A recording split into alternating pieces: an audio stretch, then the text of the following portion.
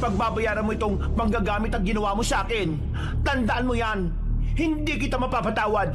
Manloloko kang lalaki ka. Paasa, taksil! Anong pinagsasasabi mo? Wala ka namang matres. Tigilan mo na nga yung ilusyon mo. Nakakairita ka na eh. Nung una natutuwa pa ako sa'yo kasi ang bait-bait mo. Pero ngayon, lumalabas na ang tunay mong ugali. Ugaling aswang ka talaga. Hindi nyo na mapaparami pa ang lahi ng mga aswang. Hanggang dito na lang ang buhay ninyo. Hanggang dito na lang ang inyong paglalakbay.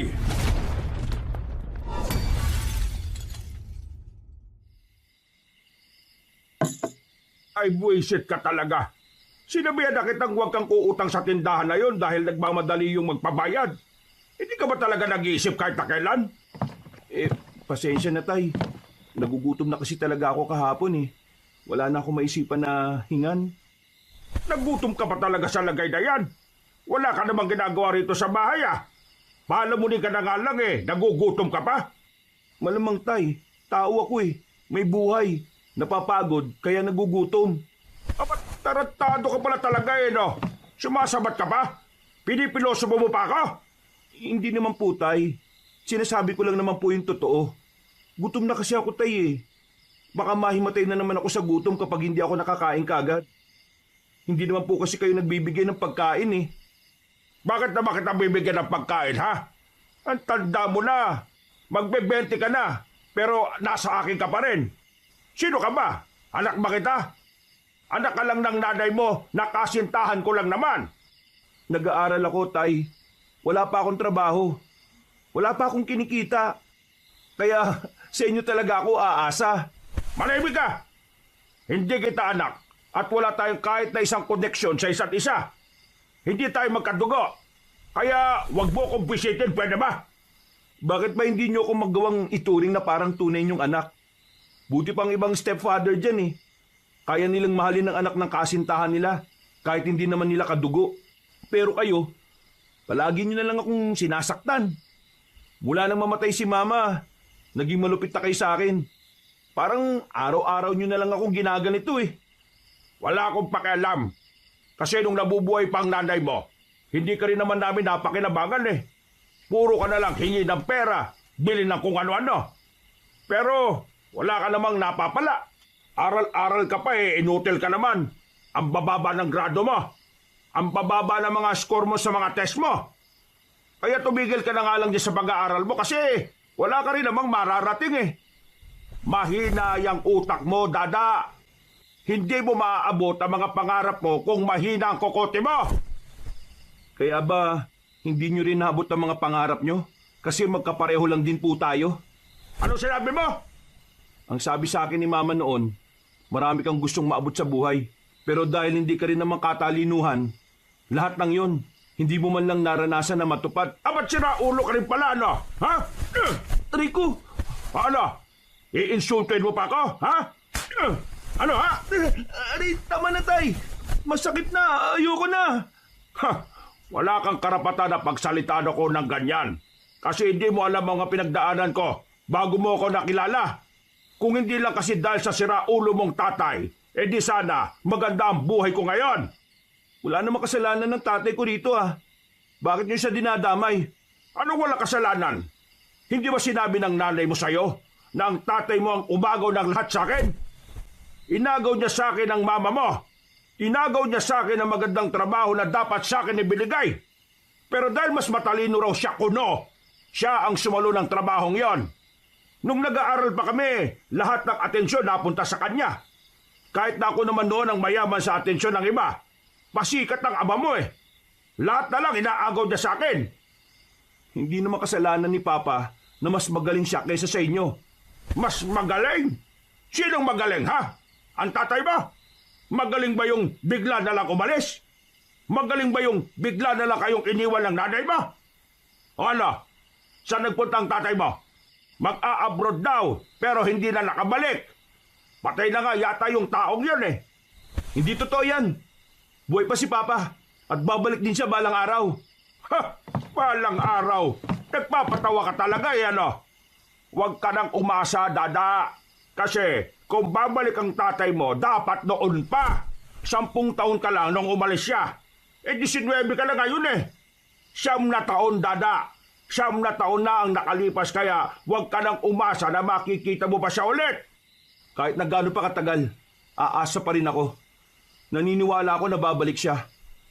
Siya na lang ang nag-iisang ama na mabuti para sa akin. Nag-iisang ama na may kwenta at may mabuting ugali. Di umasa ka. Bahala ka sa buhay mo. Mamumuti na lang ang mga mata mo pero wala ka na palang hinihintay. Mas mabuti pang hintayin ko ang maliit na tsansa kaysa magtiis ako sa taong nandyan pero wala namang ibang ginawa kundi ang manakit at mang-abuso. Hoy, hindi ka talaga titigil ano? Kung putuli ko na kaya yung dila mo para wala ka na masabi pa. Kapag pinutol mo ang dila ko, pinatunayan mo lang na duwag kang makarinig ng mga katotohanan. Hindi ka talaga. O sige, Saktan mo ko! Manhid na buong katawan ko, no? Wala na akong nararamdamang sakit kahit nasaktan mo ko ng paulit-ulit. Ikaw na lang ang mapapagod. Pero itong tatandaan mo, habang sinasaktan mo ko, hindi akong sinisira mo, kundi ang sarili mo. at bigla ka na lang nagdrama ngayon. Magtigil ka na nga. Hindi bagay sa'yo, ha? Ang mabuti pa, mag-impake ka na at lumayas ka na sa bahay na ito para naman matuwa ko sa'yo. Bakit naman ako lalayas dito eh? Bahay ito ng mama ko. Ikaw ang nakikitira dito, hindi ako. Manahimik ka na nga. O di ba? Hindi mo kayang marinig ang katotohanan? Magsasalta ka ba? Nang makita kong parang aatakihin na siya sa galit kabanong, tinikom ko na ang bibig ko. Nabahala ako na baka kapag inatake siya sa puso ay ako pa ang masisi. Lumapit siya sa akin at bigla niya akong binatukan. Hindi ko na nga lang din pinatulan. Umupo na lang ako sa harapan ng pintuan habang siya ay lumabas na rin. Isang malalim na paghinga na lamang ang nagawa ko. Mag-iisang taon na rin kasing ginaganito ko ng tinuturing kong ama. Hindi ko naman talaga siya tunay na tatay. Pero dahil minahal siya ng nanay ko, natutunan ko na rin siyang mahalin bilang kapamilya. Ang kaso nga lang, nagbago ang tunay niyang ugali mula nang mamatay ang nanay ko. O mas maiging sabihin kong ganun talaga ang ugali niya umpisa pa lang. Hindi ko lang talaga napapansin noon dahil masyado akong abala sa pag-aaral. 4th year high school pa lang ako noon, kabanong. Ilang beses akong tumigil sa pag-aaral noon. Ang dami rin kasing naging problema pagdating sa pinansyal. Si mama lang naman ang nagpapaaral sa akin. Si tatay Kaloy naman, wala siyang binigay sa akin na kahit 5 duling mula noon. Kaya nang mamatay ang nanay ko sa sakit sa bituka, ako na ang nagpaaral sa sarili ko. Nag-aaral ako habang nagbabanat ng buto. Kahit na may kasama naman ako sa bahay, pakiramdam ko ay mag-isa na lang talaga ako. Ang bihira, 10 piso na lang natitira kong pera. Wala na akong pambili ng pagkain. Wala rin mapasukan na trabaho ngayong bakasyon. Bawal na rin akong umutang dahil lalaki ang utang ni Tatay Kaloy sa tindahan. Ay, anong gagawin ko ngayon? Kanino kaya ako lalapit? Wala akong masyadong kakilala sa aming kabanong. Ibig kong sabihin, yung talagang pwedeng malapitan ng hindi ka sinusumbatan. Wala rin naman akong kaibigan na may tuturing kong tunay kasi lahat ng kaibigan ko lumalapit lang sa akin kapag meron akong pera. Naglakad-lakad ako sa baryo namin. 7:00 pa lang naman ng gabi, sa isip-isip ko baka may makita akong kakilala ni mama na pwedeng mahinga ng tulong. Habang naglalakad ako, meron akong nakitang lugawan. Matagal na ang lugawan na yon. Kukunti lang ang kumakain doon. Ang sabi ng iba, hindi raw masarap. Nagtataka nga ako kung bakit hindi pa sila nagsasarado kahit wala naman silang gaanong kinikita. Pero nung oras na yon, wala na rin naman akong magagawa. Yun na lang ang tanging pagkain na pwede kong bilhin. Lumapit ako. Medyo nadismaya ako nang makitang kulang ako ng 15 pesos. 25 pesos kasi ang lugaw at 10 na lang ang meron ako. Pakain ka ba, pre? Sana. Gutom na ako eh. Kaso 10 piso lang ang pera ko. pwede bang kumain kahit 10 lang? Tapos, kalahati na lang yung bigay mo sa akin? Ang ibig kong sabihin, yung pang 25 pesos na lugaw, bawasan mo na lang ng kalahati o kahit mas konti pa. May makain lang ako. Bakit mo naman babawasan ng kalahati kung nagugutom ka na? Sige na, umupo ka na. Ha? 10 piso lang ang pera ko eh. Ayos lang. Umupo ka na. Ako nang bahala. Naku, maraming salamat pre ah. Hulog ka ng langit. Wala bang pagkain sa inyo? Wala nga eh. Nag-aaral pa kasi ako. Naghahanap naman ako ng trabaho. Ang kaso, matumal ngayon. Magulang, meron ka? Magulang? Wala. Yung mama ko patay na.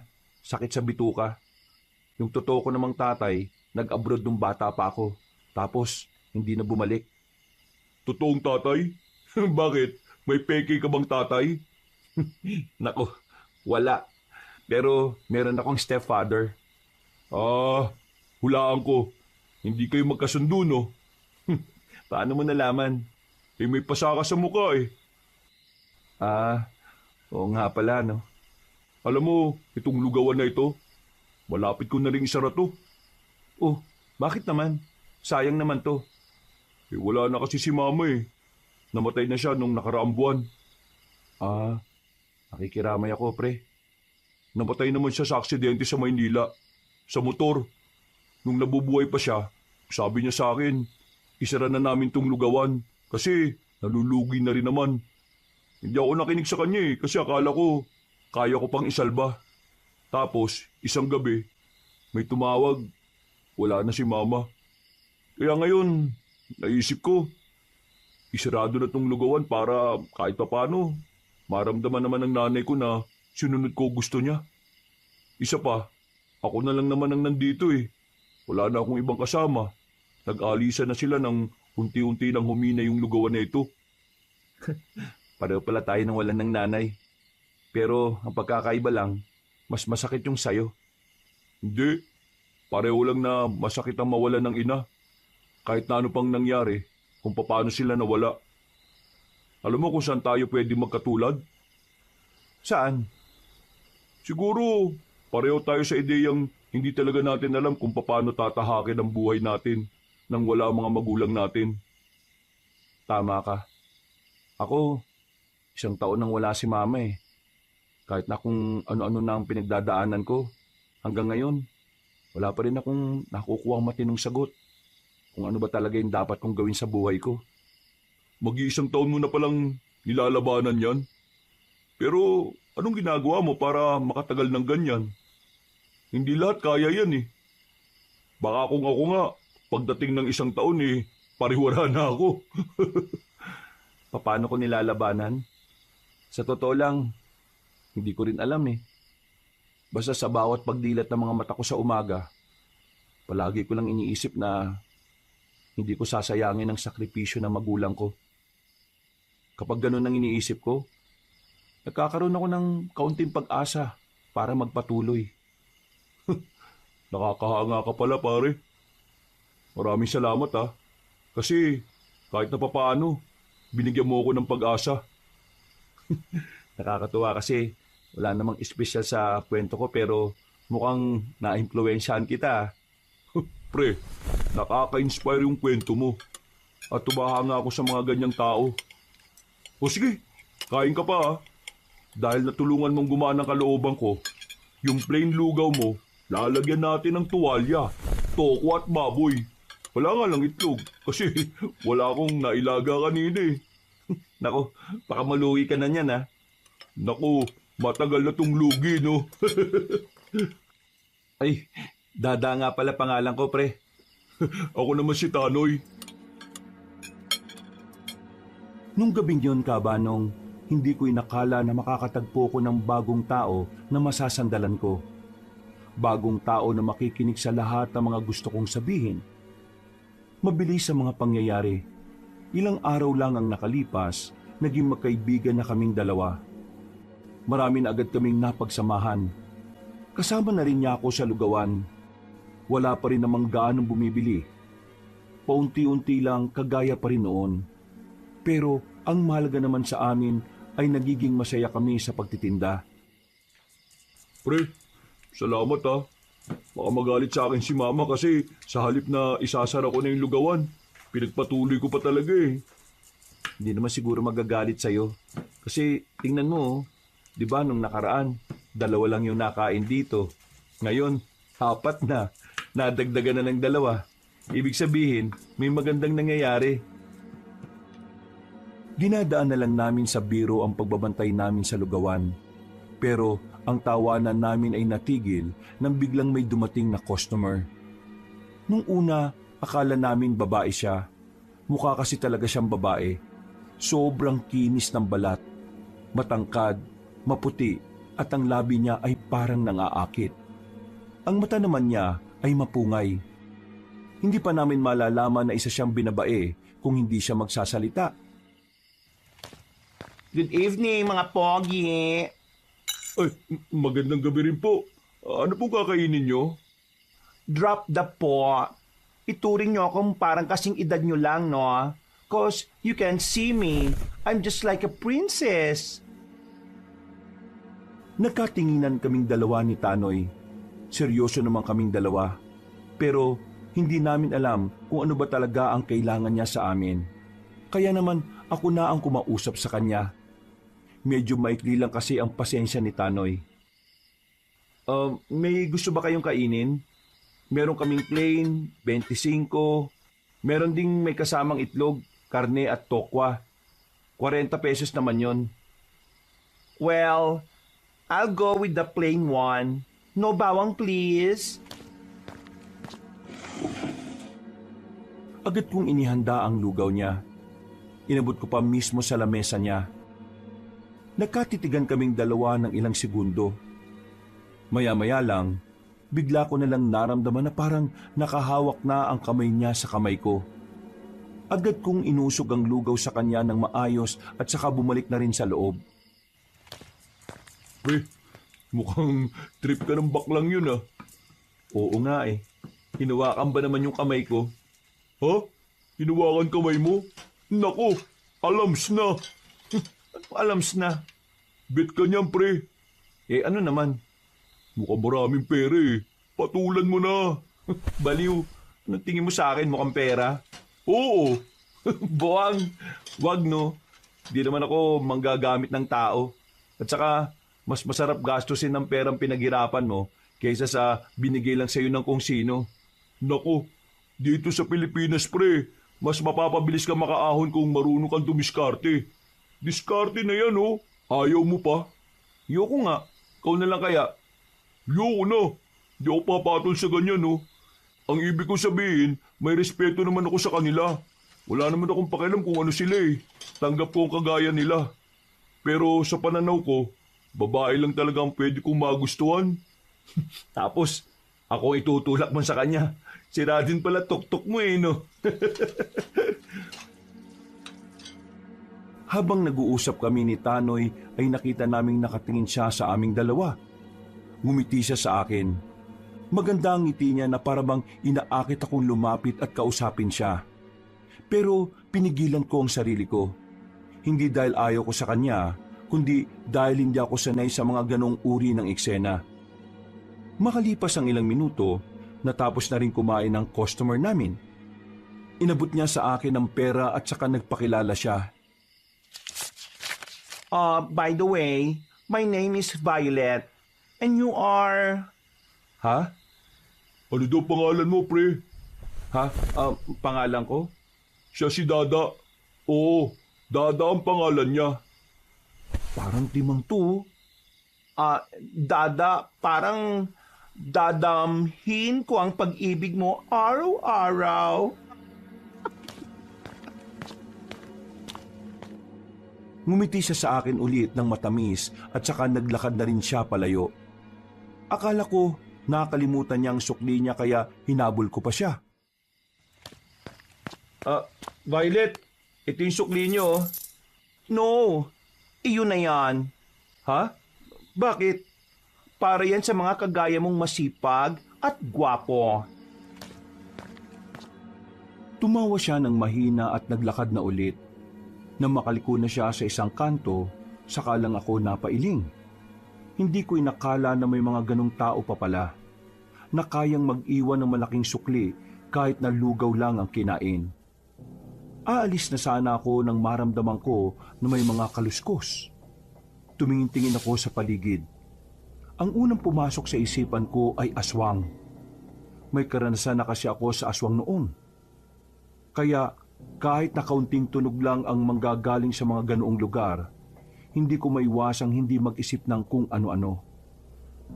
May tao ba dyan? Walang sumagot, pero may narinig akong kumaluskos, kaya naman nagmamadali na akong tumakbo. Bumalik ako sa lugawan ng hingal na hingal. Oh, bakit kayo hingal na hingal, pre? Anyari? Pre, may narinig na naman akong kaluskos eh. Ha? Kagaya nung sinabi mo nung nakaraan? Oo, pre. Walang ya. Ano? Aswang na naman? Pambihira naman yan. Oo, pre. Ganun yung mga aswang eh. Ganun yung narinig ko nung bago namin makita ni Mama yung aswang sa gubat. Hindi aswang yun. Baka lang naman kasi mga bayawak o kaya dagang bukid. Pwede rin naman palaka. O nasa na yung sukli? Nabigay mo na ba? Hindi na niya tinanggap eh. Bah, paldo ka pala pre. Bet ka talaga nun ah. Umiiling-iling na lang ako sa sinabi ni Tanoy. Hindi ko magawang tumawa kasi para sa akin, seryosong bagay ang tungkol sa nararamdaman ng isang tao. Pero hindi ko naman agad inisip na baka may gusto nga ambak lang yun sa akin. Kabanong, isa ko sa mga taong hindi iniisip kung anuman ang kasarian ng isang tao. Wala akong problema kung anuman siya, dahil ang mas tinitingnan ko ay ang kalooban. Sa madaling salita, pinapahalagahan ko rin ang katauhan ng sangkabaklaan. Pero sadyang hindi ko lang maisip ang sarili ko na magkagusto ko sa kagaya nila. Maya-maya lang din ay naglikpit na kami ni Tanoy. Pagkatapos, naghiwalay na rin kami ng landas sa gitna ng isang kanto. Sa kaliwang direksyon kasi ang bahay niya, habang sa kanang direksyon naman ang bahay ko. Pag-uwi ko, kagaya ng lagi kong naabutan, walang ulam, walang pagkain, taob ang kaldero. Pagsilip ko sa kwartong nakabukas, nakita ko si Tatay Kaloy, may kasamang babae sa loob. Sino yung kasama mo? Josie, uwi ka muna sa inyo ha. Bukas na lang ulit. Nagmamadaling umalis ang babae na mukhang kasing edad ko lang. Medyo nag-init agad ang dugo ko. Hindi kasi ako makapaniwala na sa mismong bahay pa ni Mama, ginagawa niya ang kababuyan niya. Sagutin mo tanong ko, Tay. Sino yung kasama mong yun? Hindi ka naman siguro tanga eh, no? Nagtatanong ka pa talaga? Malamang, syota ko. Ano? Syota nyo? Isang taon pa lang wala si Mama, nagsyota ka na kaagad? Hoy, bakit? Ilang taon ba ang kailangan? 100 years ba? Hindi naman niya binibilang sa taon eh. Ang akin lang naman, bakit parang ang bilis mo naman palitan kaagad si Mama? Minahal mo ba talaga siya? Ay. Huwag mong kinu-question ang pagmamahal ko sa nanay mo, ha? Wala kang alam sa pagmamahal. Hindi ka pa nga nagkakaroon ng syota eh. Kaya manahimik ka dyan, ha? Huwag mong ibayin ang usapan. Ang pinag-uusapan natin ay yung pagiging immoral mo. Paano mo na kayang magdala rito ng babae samantalang pamamahay to ni Mama? Bahay ko rin to, dahil mag-asawa kami. Anong mag-asawa? Mag-asawa tapos naghanap ka na ng ibang babae? Hindi mo ako maiintindihan. Ang tunay na lalaki lang ang makakaintindi kung bakit kailangan ko rin naman tugunan ng pangangailangan ko bilang lalaki. Wala nang mama mo. Sinong aanuhin ko? Puntod niya. Tunay na lalaki. Tunay na lalaki ba yung ganyan? Ang tawag sa ganyan ay pagiging immoral. Walang respeto sa namatay. At kababuyan yan. Kahit na kailan, hindi magiging basihan ng pagkalalaki ang pagkakaroon ng higit sa isang babae. Hoy, manahimik ka ha. Wala ka pang alam sa buhay. Kung yan binubunganga mo umisip ka na lang ng paraan para tulungan ako sa mga gastusin dito sa bahay. Di natuwa pa ako sa'yo. Hindi ako mag-aambag dito. Alam mo kung bakit? Kasi yung iaambag ko, gagastusin mo lang din para sa sarili mo. Hindi ako tanga para magpauto sa'yo, no? Ba't tarantado ka? Kaya mo na ba mga buto mo, ha? O ano, sasaktan mo ako? Sige, tingnan natin kung kaninong buto ang matibay ngayon. Yan ang naging epekto sa'yo sa pagsama mo dun sa tendero ng lugaw Nagiging walang yaka na rin. Hindi, wala siyang kinalaman dito. Kailangan ko lang talagang maging walang hiya para tapatan ng kakapalan ng pagmumukha mong tarantado ka. Nanlaki ang kanyang mata nang marinig yon. Tila hindi niya inaasahan na masasabi ko sa mukha niya yon. Lumapit pa nga ako ng bahagya sa kanya, pero napatras lang siya ng kaunti. Naramdaman niya siguro na hindi na ako magpapaapi sa kanya. Kaya para bang naging mahinahon siya at bigla siyang natameme. Wag mo nang pababalikan ng babaeng yun, ha? Kasi kapag nakita ko pa yun dito sa bahay, palalayasin na kita rito. Nakakalimutan mo yatang sampid ka lang sa bahay na to. Ako ang anak niya, kaya ako may-ari nito. Magpasalamat ka na lang kasi kahit sira ulo ka, hinahayaan kitang tumira dito. Isipin mo na lang na naawa ako sa'yo, kaya ka pa nandito. Tuluyan na siyang hindi nakapagsalita.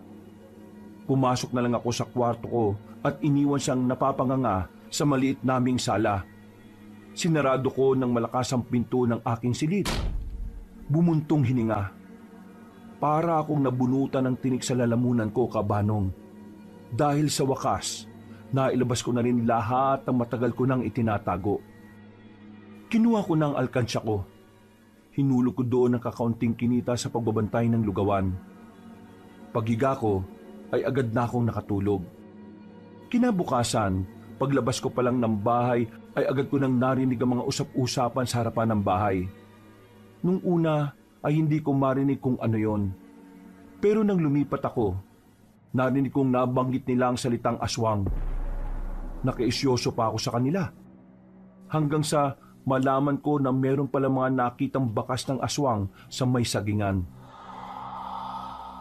Ayon sa mga narinig ko, meron daw nakita mga magsasaging na laway umano ng aswang.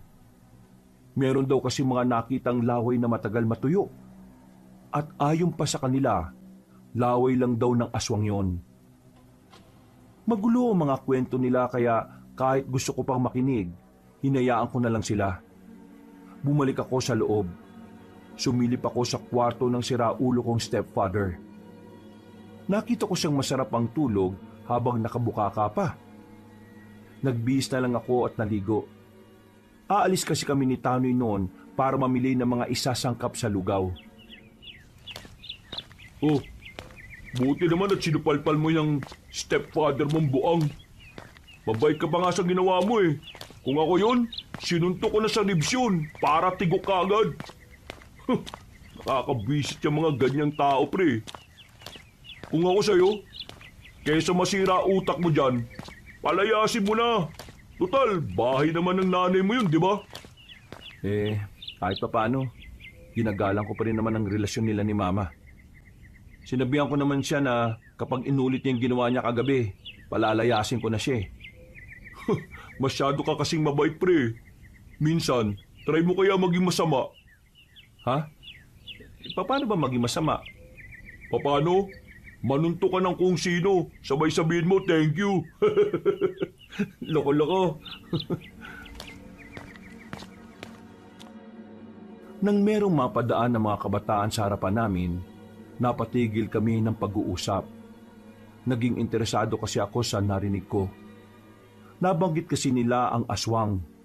Kaya naman, hindi ko na rin napigilan ng sarili ko na tanungin si Tanoy kahit na alam ko naman na hindi siya interesado sa ganong klase ng usapan. Pre, nababalitaan mo ba ngayon yung tungkol daw dun sa laway ng aswang?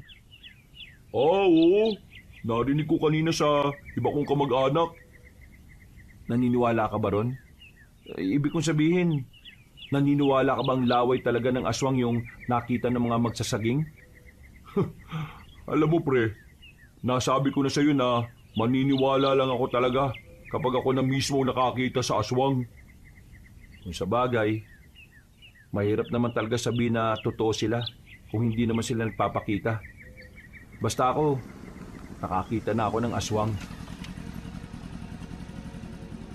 Gumising na lang sa akin si Tanoy. Nang may mapadaan na tricycle ay agad na rin kaming sumakay. Madali lang ang biyahe kaya nakarating na rin kami sa bayan. Agad naming tinungo ang pamilihan. Buti na lang ay kakaunti pa lang din ang mga tao. Habang namimili kami, hindi inaasahang nakita namin si Violet. Ang binabae na mukhang babae ang itsura. Napukaw ang atensyon namin dahil narinig namin na pinagtatawanan siya ng mga tindero ng gulay. Hindi na ako nakatiis. Hindi kaya ng mga mata ko na merong nilalait dahil lang sa kasarian nito.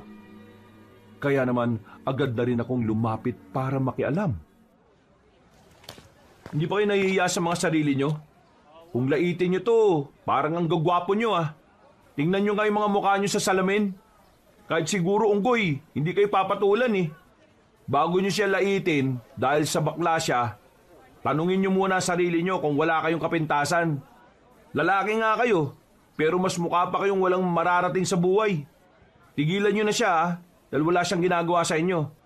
Magtinda na lang kayo ng gulay. Baka sakaling yumaman pa kayo. Tila natameme ang mga lalaki sa sinabi ko.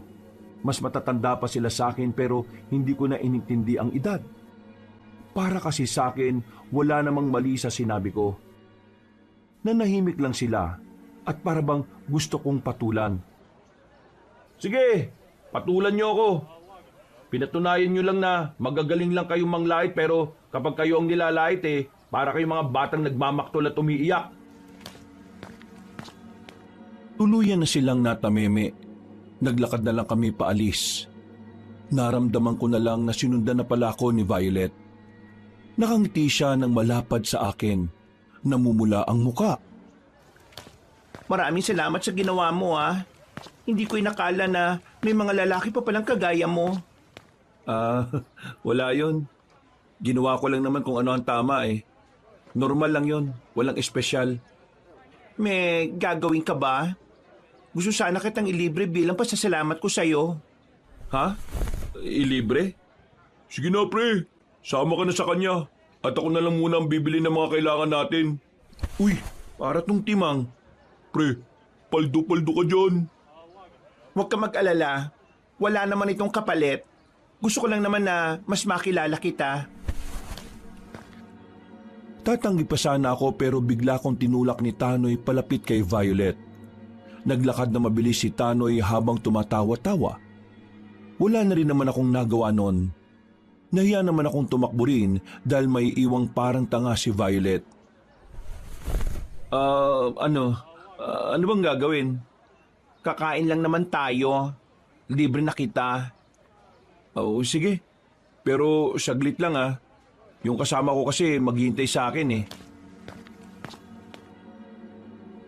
Sabay na kaming naglakad papunta sa sinasabi niyang kainan.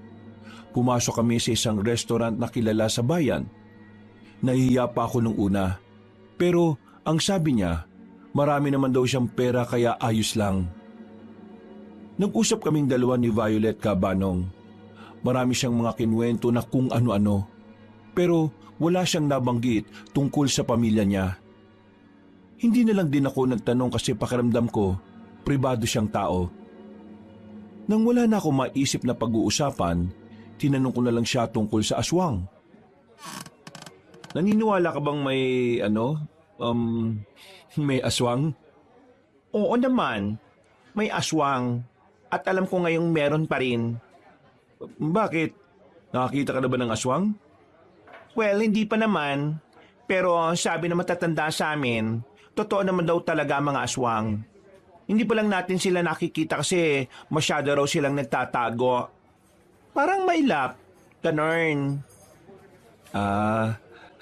Kung sa bagay, hindi pa rin naman ako nakakita ng aswang na kusang nilalapit ang sarili nila sa tao eh.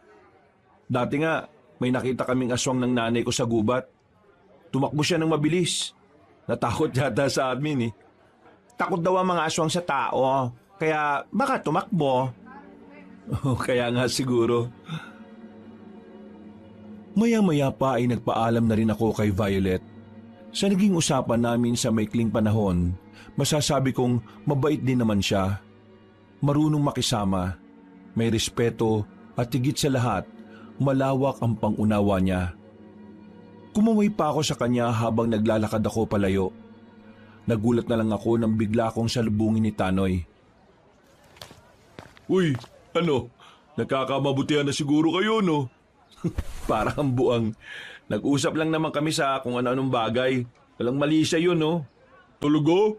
Walang mali siya? Eh bakit kakaibang ngiti ng isang yun eh? O yun, no? Aba, hindi ko alam, no? Baka ito na rin yung huli na papayag akong kumain kasama siya. Uy, bakit naman? Eh baka kasi ibang pagkakaunawa niya sa pagiging mabait ko sa kanya eh. Para kasi sa akin, normal lang ang ginagawa ko. Ayoko namang dumating sa punto na bigla na lang siyang magtapat sa akin. Wow! Sobrang lakas ng fighting spirit mo dyan, pre ah! Inunahan ko na lang siyang maglakad at hindi ko tinulungang magbitbit. Dakong hapon na makabalik na kami sa baryo. Nagpaalam na muna ako kay Tanoy. Nasira kasi ang tsinelas ko at magpapalit lang sana ako ng panibago. Pero nang dumating ako sa bahay bandang 4:00, inabutan kong nakabukas ang pinto ng kwarto ko. Nagtataka ako kasi iniwan ko naman yung nakasara. Pagpasok ko sa loob, nasa lapag na ang kawayan na ginawa kong alkansya. Bukas na rin yon at wala na ring laman. Wisit naman talaga oh! Huwag ka nang babalik dito dahil babasagin ko talaga pagbumuka mo! Si Tatay Kaloy agad ang unang pumasok sa utak ko, Kabanong. Pagpunta ko sa kwarto niya, wala nang iba niyang gamit. Mangilan-ngilan na lamang ang naroon. Kinuha ko mga yon at sinilaban ko na lang din ng apoy. Tumungo na lang ako sa luguan sa pagbabakasakali na doon lumamig ang ulo ko. Tarantado rin talaga yung tatay-tatayan mo eh, no? Kapal ng muka. Nagawa pa talaga magnakaw. Pamparal ko sa sarili ko yun sa pasukan eh. Kapag nakita ko talaga siya, mata lang ang walang latay sa kanya. Eh kung ipablatter mo na lang kaya, para naman magkaroon siya ng record sa barangay natin. Siraulo eh. Papablatter ko talagang siraulong yun. Itinoon ko na lamang ang atensyon ko sa pagtitinda. Ang kaso nga lang, nabagot lang din kaming dalawa ni Tanoy dahil walang customer. Maulan din kasi nung sandaling yon. Makalipas pa ang ilang araw, nagpatuloy pa rin kami sa pagtitinda ni Tanoy kahit wala pa rin gaanong bumibili sa amin. Si Tatay Kaloy naman, naipablatter ko na rin. Wala siyang paramdam. Kahit ang anino niya ay hindi ko na rin makita sa lugar namin. Lahat ng kakilala niya ay walang sinasagot na matino. Pero sa mga nagdaang araw, hindi naman doon natuon ang atensyon ko. Pumutok kasi ang balita sa amin na meron na namang namataan na aswang sa baryo namin. Wala namang sinakta ng mga aswang. Sa katunayan, nagtakbuhan pangaraw ang mga yon. Habang tumatagal, napapansin ko na parabang mas lalong nakakaroon ng balita tungkol sa mga nilalang na yon. Hindi tuloy magkandaugaga ang mga tsismosa sa amin. Bago pa lang sumikat ang araw, nasa labas na sila para lang pag-usapan yon. Hoy, kanina ba ako nakatok? Katukin ko yung ulo mo, kutong lupa ka eh. Eto, may padala sa'yo. Tanggapin mo to. Baka hindi kita matansya. Nagulat ako sa sinabi ng lalaking yon. Hindi naman siya mukhang masamang tao. Maayos naman ang pananamit niya at mukha siyang matinong nagtatrabaho. Kaya nagtaka ako kung bakit parang galit siya sa akin. Napatingin na lang ako sa isang kahon na nasa gilid ng pintuan. Pagtingin ko ng nakalagay na pangalan doon, nalaman kong galing pala yon kay Violet. Wala sana akong balak na tanggapin yon pero hindi ko naman alam kung saan ko dadalhin. Kaya naman binuksan ko ang kahon nang pumunta na rin si Tanoy sa bahay.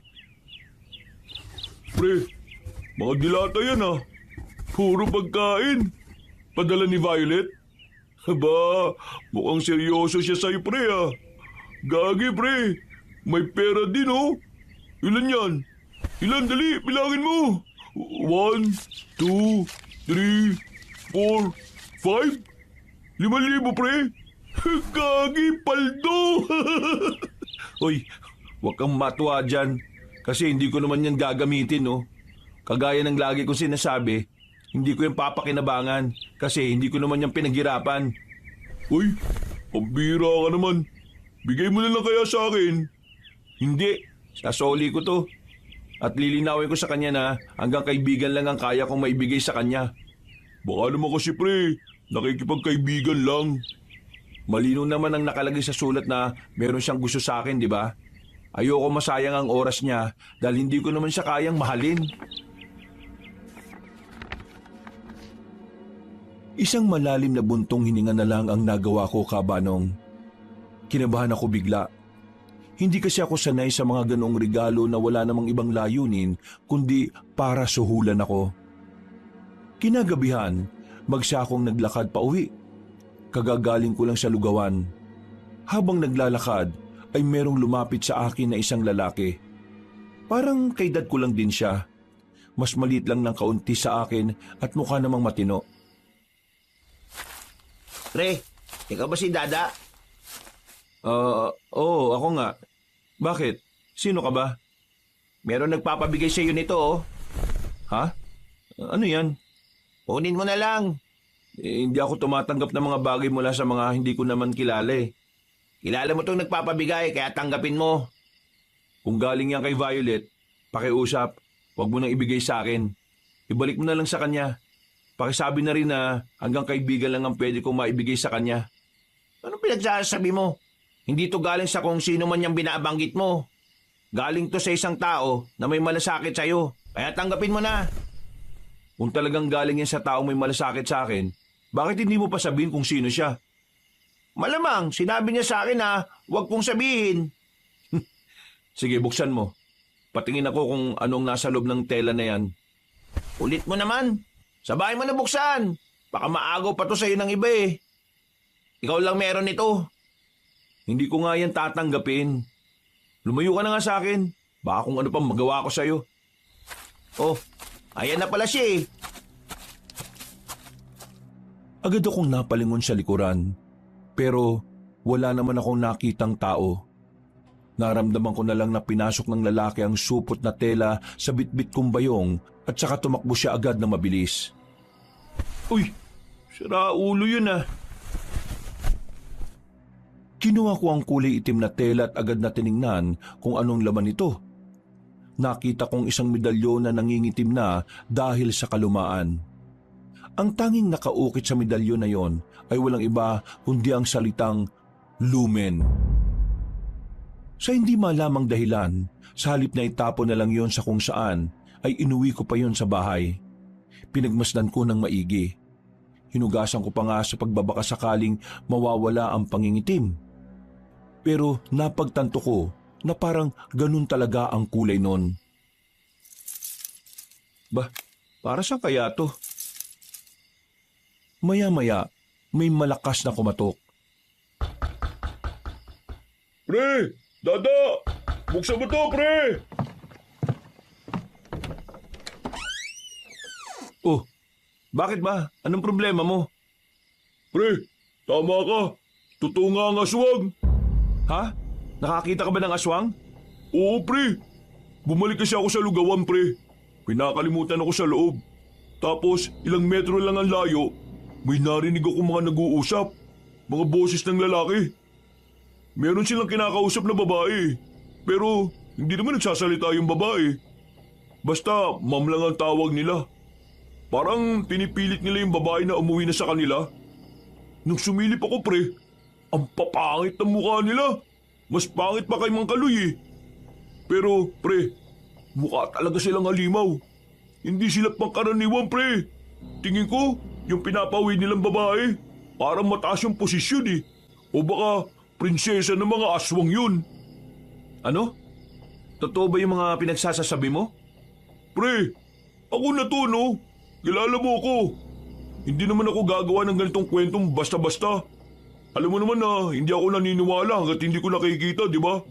Kaya pre, ngayon na ako na ang nagsasabi, ibig sabihin lang nito pre, totoo talaga. Nandun pa kaya sila? Hindi ko alam. Gusto mo ba puntahan natin? Tara, bilis!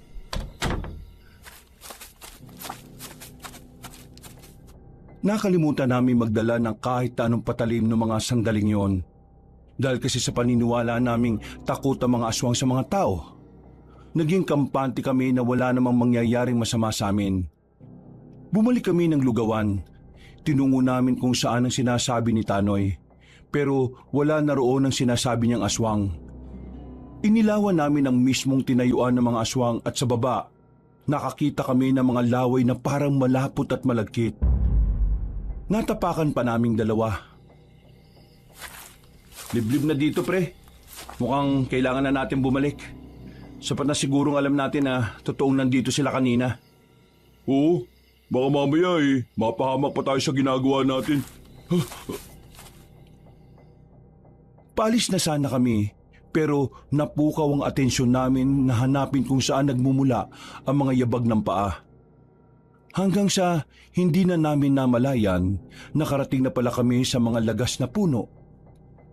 Dito na namin nakita ang grupo ng mga aswang. Sa pagkakabilang namin, nasa 7 aswang sila. Meron silang kasamang babae na hindi naman namin makita ang mukha dahil nahaharangan ng mga aswang. Base sa nakikita ko, tila inaalalayan ng mga aswang ang babaeng yon. Sabi ko sa iyo pre, di ba? Kasama ba talaga nila yung babae? Baka mamaya binihag pala nila. Hindi, kasama nila yan.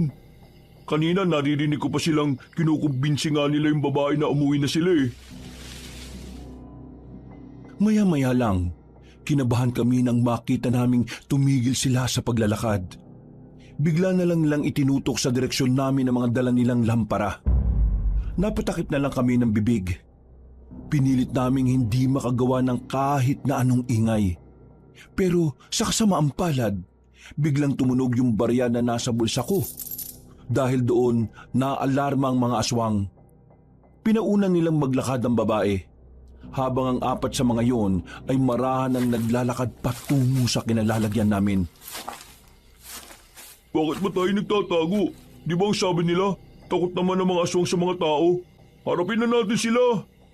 Wag, baliw ka ba? Mas lalo kong kinabahan ng lumabas si Tanoy sa pinagtataguan namin.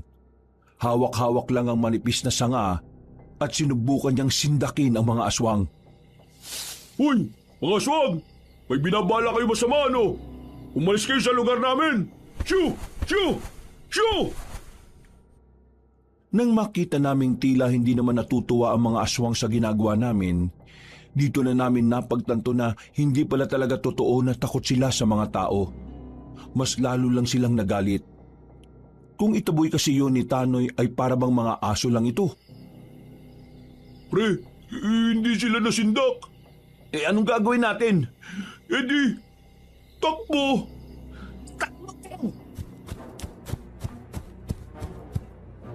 Karipas kami ng takbo ng mga sandaling yon, Kabanong. Pero laking pagtataka namin nang hindi naman nila kami hinabol. Nakita lang namin na nakatayo lang sila, sabay naglakad na rin paalis. Malaking palaisipan para sa akin kung bakit naging ganoon ang ginawa ng mga aswang. Akala tuloy namin noon mababait sila. Pero sa kabilang banda, naisip na lang namin na baka may mas malalim pang dahilan kung bakit nila kami hinayaang makatakbo. Dumaan ang mga araw. Sa takot na baka balikan kami ng mga aswang sa lugawan, hindi na kami nakapagtinda. Madalas na nasa bahay lang si Tanoy. Takot kasi siyang mag-isa sa bahay niya. At ganun din naman ako. Sigurado ka ba sa gagawin mo na to? Handa ka na bang makasakit ng damdamin? Kailangan ko linawin sa kanya lahat. Ayoko na magmukhang sinasamantala kong nararamdaman niya sa akin eh. Kung masaktan man siya sa sasabihin ko, wala na akong magagawa. Kailangan niyang marinig ang totoo. Kaysa naman makakita siya ng kasinungalingan. O sige, mag-iingat ka sa lakad mo pre ha. Bumalik ka kagad bago ang gabi. Wala akong kasama dito eh. Baka mamaya dumating si Mang Kaloy. Kung sakaling biglang lumitaw yung taong yon, sapakin mo kaagad.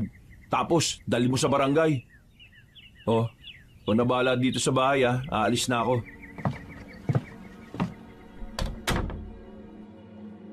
Alas 3 pa lang naman ng hapon noon, kaya malakas pa ang loob kong lumayo ng baryo. Meron kasi kaming napag-usapan ni Violet na makikita kami. Pero sa pagkikita na yon, naisipan ko nang bigyan linaw kung anuman ang tingin ko sa kanya. Yun ay para hindi na siya umasa pa na magkakaroon kami ng mas higit na koneksyon maliban sa pagkakaibigan. Ilang minuto lang ang nakalipas ay narating ko na rin ang plaza na tagpuan namin. Nakaupo si Violet sa gilid ng halaman. Maliwala sa mukha niya. Nakangiti siya sa akin. Inimbitahan niya akong umupo sa tabi niya. Pero nanatili lang akong nakatayo sa harapan niya, kaya tumayo na lang din siya. Hindi na ako nagsayang ng oras at sinimulan ko na rin ang nais kong sabihin. Violet, may gusto sana akong sabihin sa iyo Pero sana maintindihan mo ko. Oo naman, maintindihan naman talaga kita.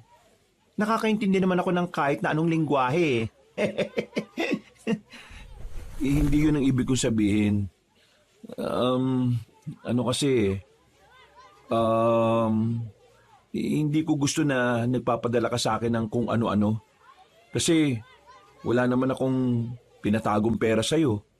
Hindi rin naman ako nanghihingi o nangungutang sa'yo. Hindi ako sanay Mas sanay ako sa mga pinaghirapan ko. At yung tungkol naman sa sulat, gusto kong humingi ng paumanhin, Violet. Pero hanggang pagkakaibigan lang talaga ang kaya kong ibigay sa'yo. Hindi ko na kayang higitan pa ron. Kaya sana maintindihan mo ko. Ayaw kong... Bakit ayaw mo sa akin? Dahil babakla lang ako at hindi ako tunay na babae? Hindi naman sa ganun. Hindi naman naging problema para sa akin kung anumang kasarian mo. Ang problema kasi, wala akong ibang nararamdaman para sa'yo Nung unang makita pa lang kita, parang kaibigan lang talaga ang tingin ko. Kung ganon, ano yung ginawa mo sa akin? Yung pinagtanggol mo ako sa mga nalalait sa akin? Bakit mo ginawa yon? Bakit ang bait mo sa akin? Kagaya nga ng sinabi ko, Violet, normal lang naman sa akin yon. Kahit na sinong lalaki, gagawin yon kapag nakakita sila ng inaapi. Kaya sana, huwag mong bigyan ng ibang kahulugan yon. Dada, baka naman pwedeng subukan natin. Subukan mo lang naman na mahalin ako. Malay mo naman, matutunan mo akong mahalin, di ba? Violet, hindi naman na pag-aaralan ng pagmamahal Kusa mong mararamdaman yan sa taong tunay mong mamahalin. Kaya, pasensya ka na. Hindi ko talaga kaya. Pinaasa mo lang pala ako. Ha? Hindi kita pinaasa, Violet. Kung ano man ang mga pinakita kong kabaitan, ganun talaga ako sa lahat. Kunwari ka pa. Pareho ka lang din ng kaibigan mo na pera ang habol sa akin. Siguro, kaya bigla kang umatras kasi nalaman mong kapag pinirahan mo ako, kailangan maging kasintahan kita. Ha? Hindi ganun yun. At kahit na kailan, ay hindi yun magiging ganun. Unawain mo naman ang sinasabi ko, Violet.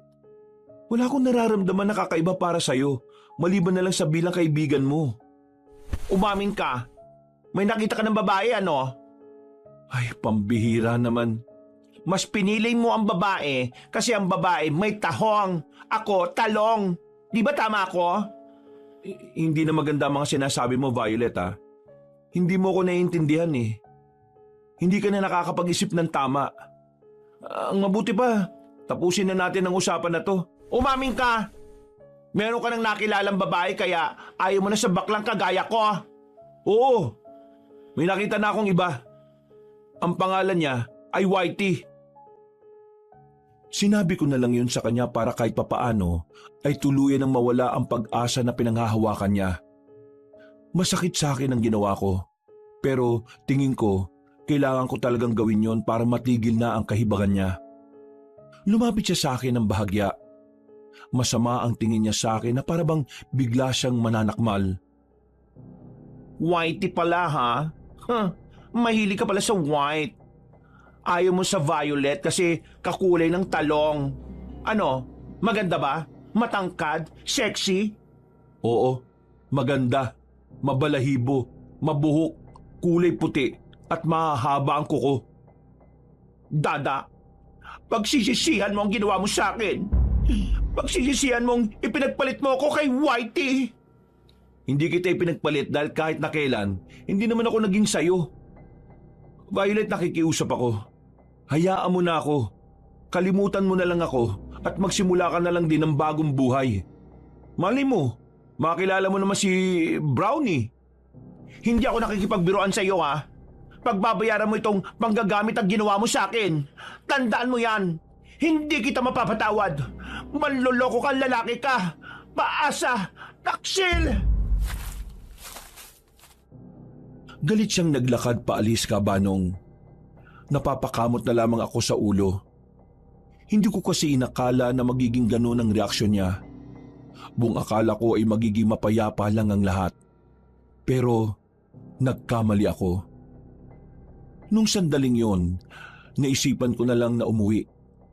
Ang kaso nga lang, yung sinasakyan kong tricycle ay bigla na lamang nasiraan sa kalagitnaan ng biyahe namin. Tumigil kami sa harapan ng kagubatan. Mga bandang 5:00 na nun. May mga kasama naman ako kaya kahit na papaano, kampante ako sa kinilalagyan namin. Manong, 2 oras na tayo nandito. Hindi pa ba yan maaayos? Mukhang sira na talaga yung tricycle na yan. Diyos ko, aabutin talaga tayo ng gabi rito. Teka, ikaw yung lalaking nagbigay ng medalyon sa akin sa baryo namin ha. Sinusundan mo ba ako? Ano?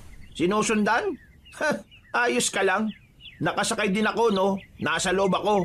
Kanina pa ako nandito eh. Ganun ba? Alam mo na pala na medalyon ng laman nun. O nasa na? Nasa bahay. Nasa bahay? Bakit hindi mo dinadala? Aba, malay ko ba kung para saan yun? Wala ka namang sinabi. Baka mamaya balasin ako dun. Ha? Hindi ko ba sinabi? Wala ka nga sinabi. Bigla mo na lang nilagay sa bayong ko na akala mo talaga kung sino ka. Para saan ba talaga yun? At sino ka ba? Sino rin yung sinasabi mong nagpapabigay nun? Ang medalyon na yon ay pangontra sa mga aswang. Ha? Pangontra sa mga aswang? Paano?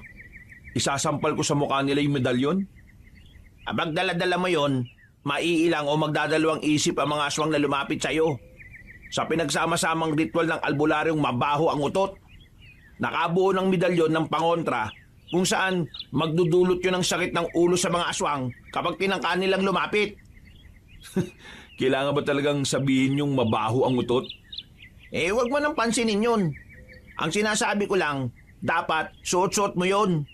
Pinaghirapan niyang gawin yun para sa iyo eh. Sino ba kasi yung sinasabi mo? At ikaw, sino ka? Ako si Romel, isa ako manunugis. Manunugis ng ano? Ng aswang! Sa sinabing niyang yun, ay sandali akong natameme. Pinagmasdan ko ang buong katawan niya. Napansin ko na may mga burloloy siya sa katawan. Meron nga rin siyang panyo na pula na nakatali sa kaliwang braso niya. Basta, hindi normal ang pormahan niya. Para talagang nakatira sa kung saang malayong lugar. Mukha namang seryoso ka sa sinasabi mo, di ba? Bakit? Mukha ba ako nagbibiro, Dada? Umanunugis ka ng aswang, di alam mo pala na may aswang sa gubat malapit sa baryo namin. Oo!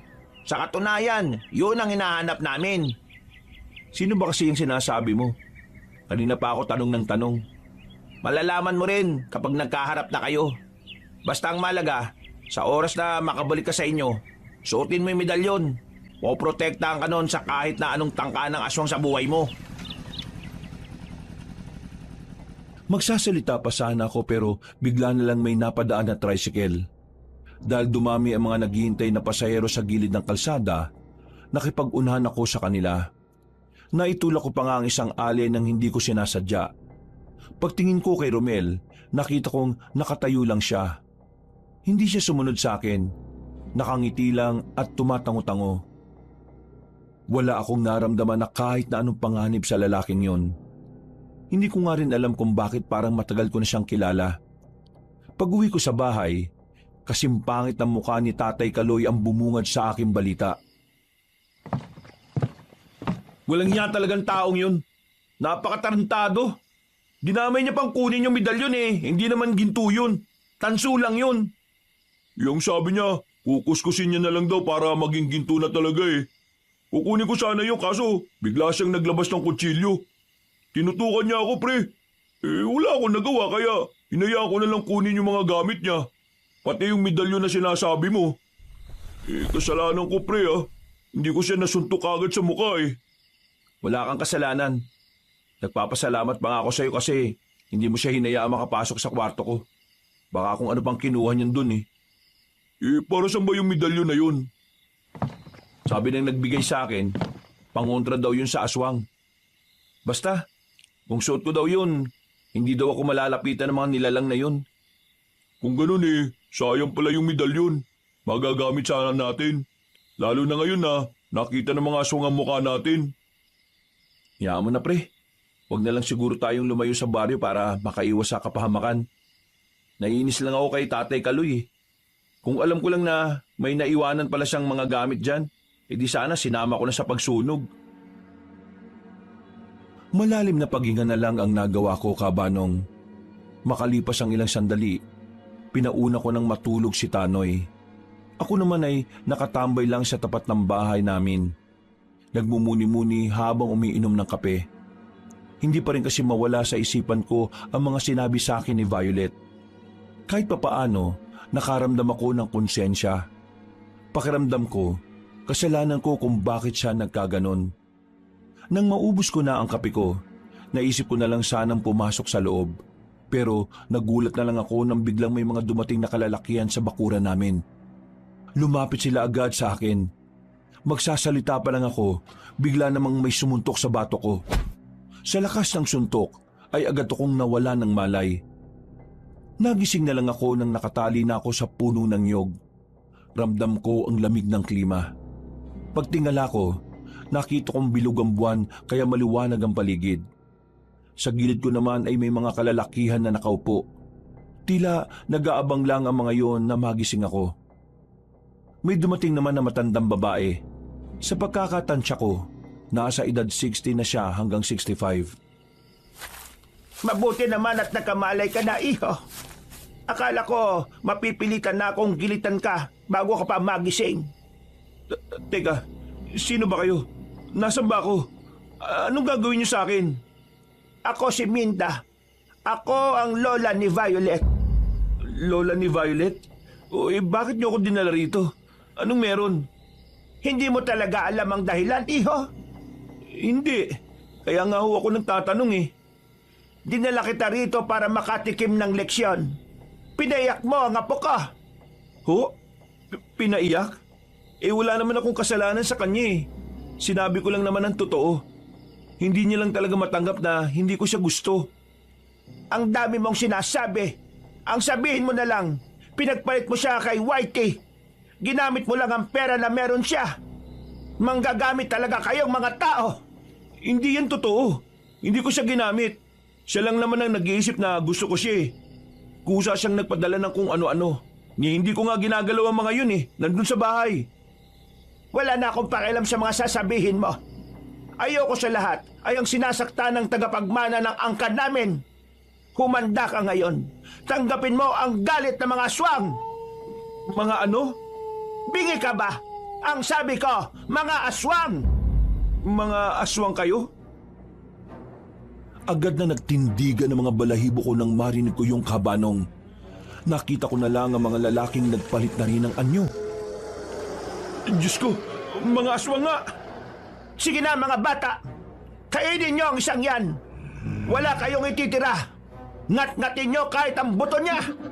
Ganyan ang napapala ng mga taong manggagamit at nananakit ng damdamin ng aking pinakamamahal na apo. Teka, sandali lang! Naglakad na rin paalis sa matandang babae. Naiwan sa akin ang 5 aswang na nakapalibot. Tumutulo na ang malalapot nilang laway. Nakita ko na rin parang humaba ang mga kuko nila. Sobrang kabado ko nung mga sandaling yun, Kabanong. Pakiramdam ko, maiihina ko sa kaba. Unti-unti na silang lumalapit. Nagdarasal na lamang ako noon na sana may malaking himala na mangyari. Nang lalantakan na sana nila ako, narinig ko na lang na merong dumating. Pagdilat ko, isang lalaki na nakasuot ng kulay itim. Marami ding burloloy sa katawan. Pero hindi yun si Romel. Iba siya. Mahaba ang buhok at parang kulay puti na rin. Walang kahirap-hirap niyang pinagpapapaslang ang mga aswang gamit ang kanyang espada. Nang bumagsak na ang mga yon, lumapit siya sa akin at tinanggal ang pagkakatali ko. Nagsalita siya. Matanda na ang boses niya pero hindi ko maintindihan kung bakit parang pakiramdam ko matagal ko na siyang kilala. Ayos ka lang ba? Ayos lang naman ako. Sakto ang dating nyo. Kung hindi kayo dumating, baka wala na ako ngayon. Mang Imo, hindi ko na inabutan yung matanda eh. Mabilis siyang nakalis. Oh, Romel, ikaw pala yan? Oo, ako nga. Yan si Mang Imo. Siya ang nagbigay ng medalyon para sa'yo. Ikaw? Bakit nyo ako binigyan nun? Kilala nyo ba ako? Sabi kasi nitong lalaki na to may malasakit raw kayo sa akin. Sino ba kayo? At saka parang pamilyar ang boses nyo sa akin. Parang narinig ko na yung boses na yan pero nag-iba lang ng kaunti. Lumapit sa akin ang matandang lalaki. Saka ko lang nakita na malaki ang peklat niya sa muka. Balbasarado rin siya. Halos hindi na talaga makita ang muka niya. Dario, ako ito. Ang tatay mo. Nang marinig ko ang sinabing yun na matandang lalaki, ay biglang nag-init ang katawan ko. Pagbanggit niya kasi ng pangalan ko, bigla kong naalala ang mas batang boses ng tatay ko. Bumalik lahat ng masasaya naming sandali. Naramdaman ko na lang na tumutulo na pala ang luha ko. Tay? Oo, ako nga. Ako nga ang tatay mo. Ako si Elmo. Hindi ko maipaliwanag ang nararamdaman ko ng mga sandaling yon. Para akong nakalutang sa mga ulap dahil sa sobra kong saya. Wala na akong nasabing salita pa, Kabanong. Agad kong niyakap si tatay. Na maging kalmado na kami, nilisan namin ang lugar na yon at naghanap ng pwedeng mapagtambayan saglit. Alam kong itatanong mo kung bakit hindi ako bumalik. Kaya naman, ngayon pa lang ikukwento ko na rin sa iyo para malinawang ka, anak. Ang totoo, hindi totoong nag-abroad ako. Alam din niya ng nanay mo. Alam ni nanay? Bakit hindi niya sinabi sa akin? Ang totoo, naghiwalay na kaming dalawa nang malaman niyang ako ang nagmana ng pagiging albularyo ng tatay ko. Mahal namin ang isa't isa, pero kailangan kong malayo sa inyo dahil ayaw ko kayong madamay sa gulo. Ako ang nakiusap sa kanya na huwag sabihin ang tungkol sa akin. Inisip ko kasi na mas maganda nang wala kang nalalaman para hindi ka magkaroon ng interes sa mga aswang. Tay, bakit mas pinili niyo pang maging albularyo kaysa sa pamilya niyo? Hindi ba kami mahalaga ni nanay sa'yo? Mahalaga kayo sa akin, anak. Walang araw na hindi ko kayo iniisip ng nanay mo. At maniwala ka man o hindi, kahit buwan-buwan o linggo-linggo, sumisimple ako ng tingin din sa bahay.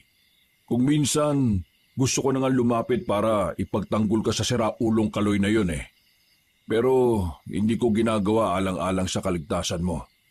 Pero sadyang ako talaga ang nakatakda na magmana sa tungkulin ng tatay ko.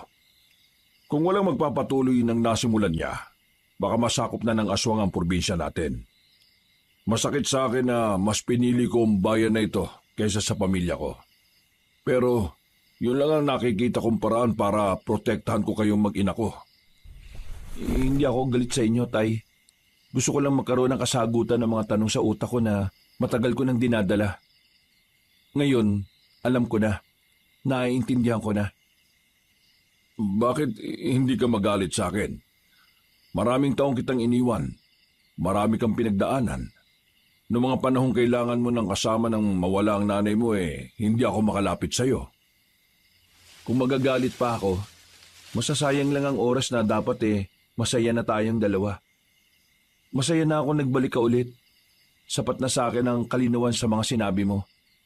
Pero Tay, ano nangyari sa mukha niyo? Hindi na kita nakilala. Buti na lang kahit na tumanda ka, yung boses niyo inaalala ko pa rin. Nalapno sa mukha ko nang minsang may makalaban akong aswang na bumubuga ng laway na parang asido. Mabuti na lang, kalahati lang ang nadali. Kaya ayun, nakaligtas ako. Ang ama nitong si Romel ang tumulong sa akin para maisalba ang buhay ko. At si Mang Elmo naman, ang tumulong sa akin nung muntika na akong mabiyag ng mga aswang. Grabe. Hindi ko inakala na marami palang ganap ang mga aswang. Marami talaga silang ginagawa. Hindi nyo lang nalalaman kasi medyo malayo rito.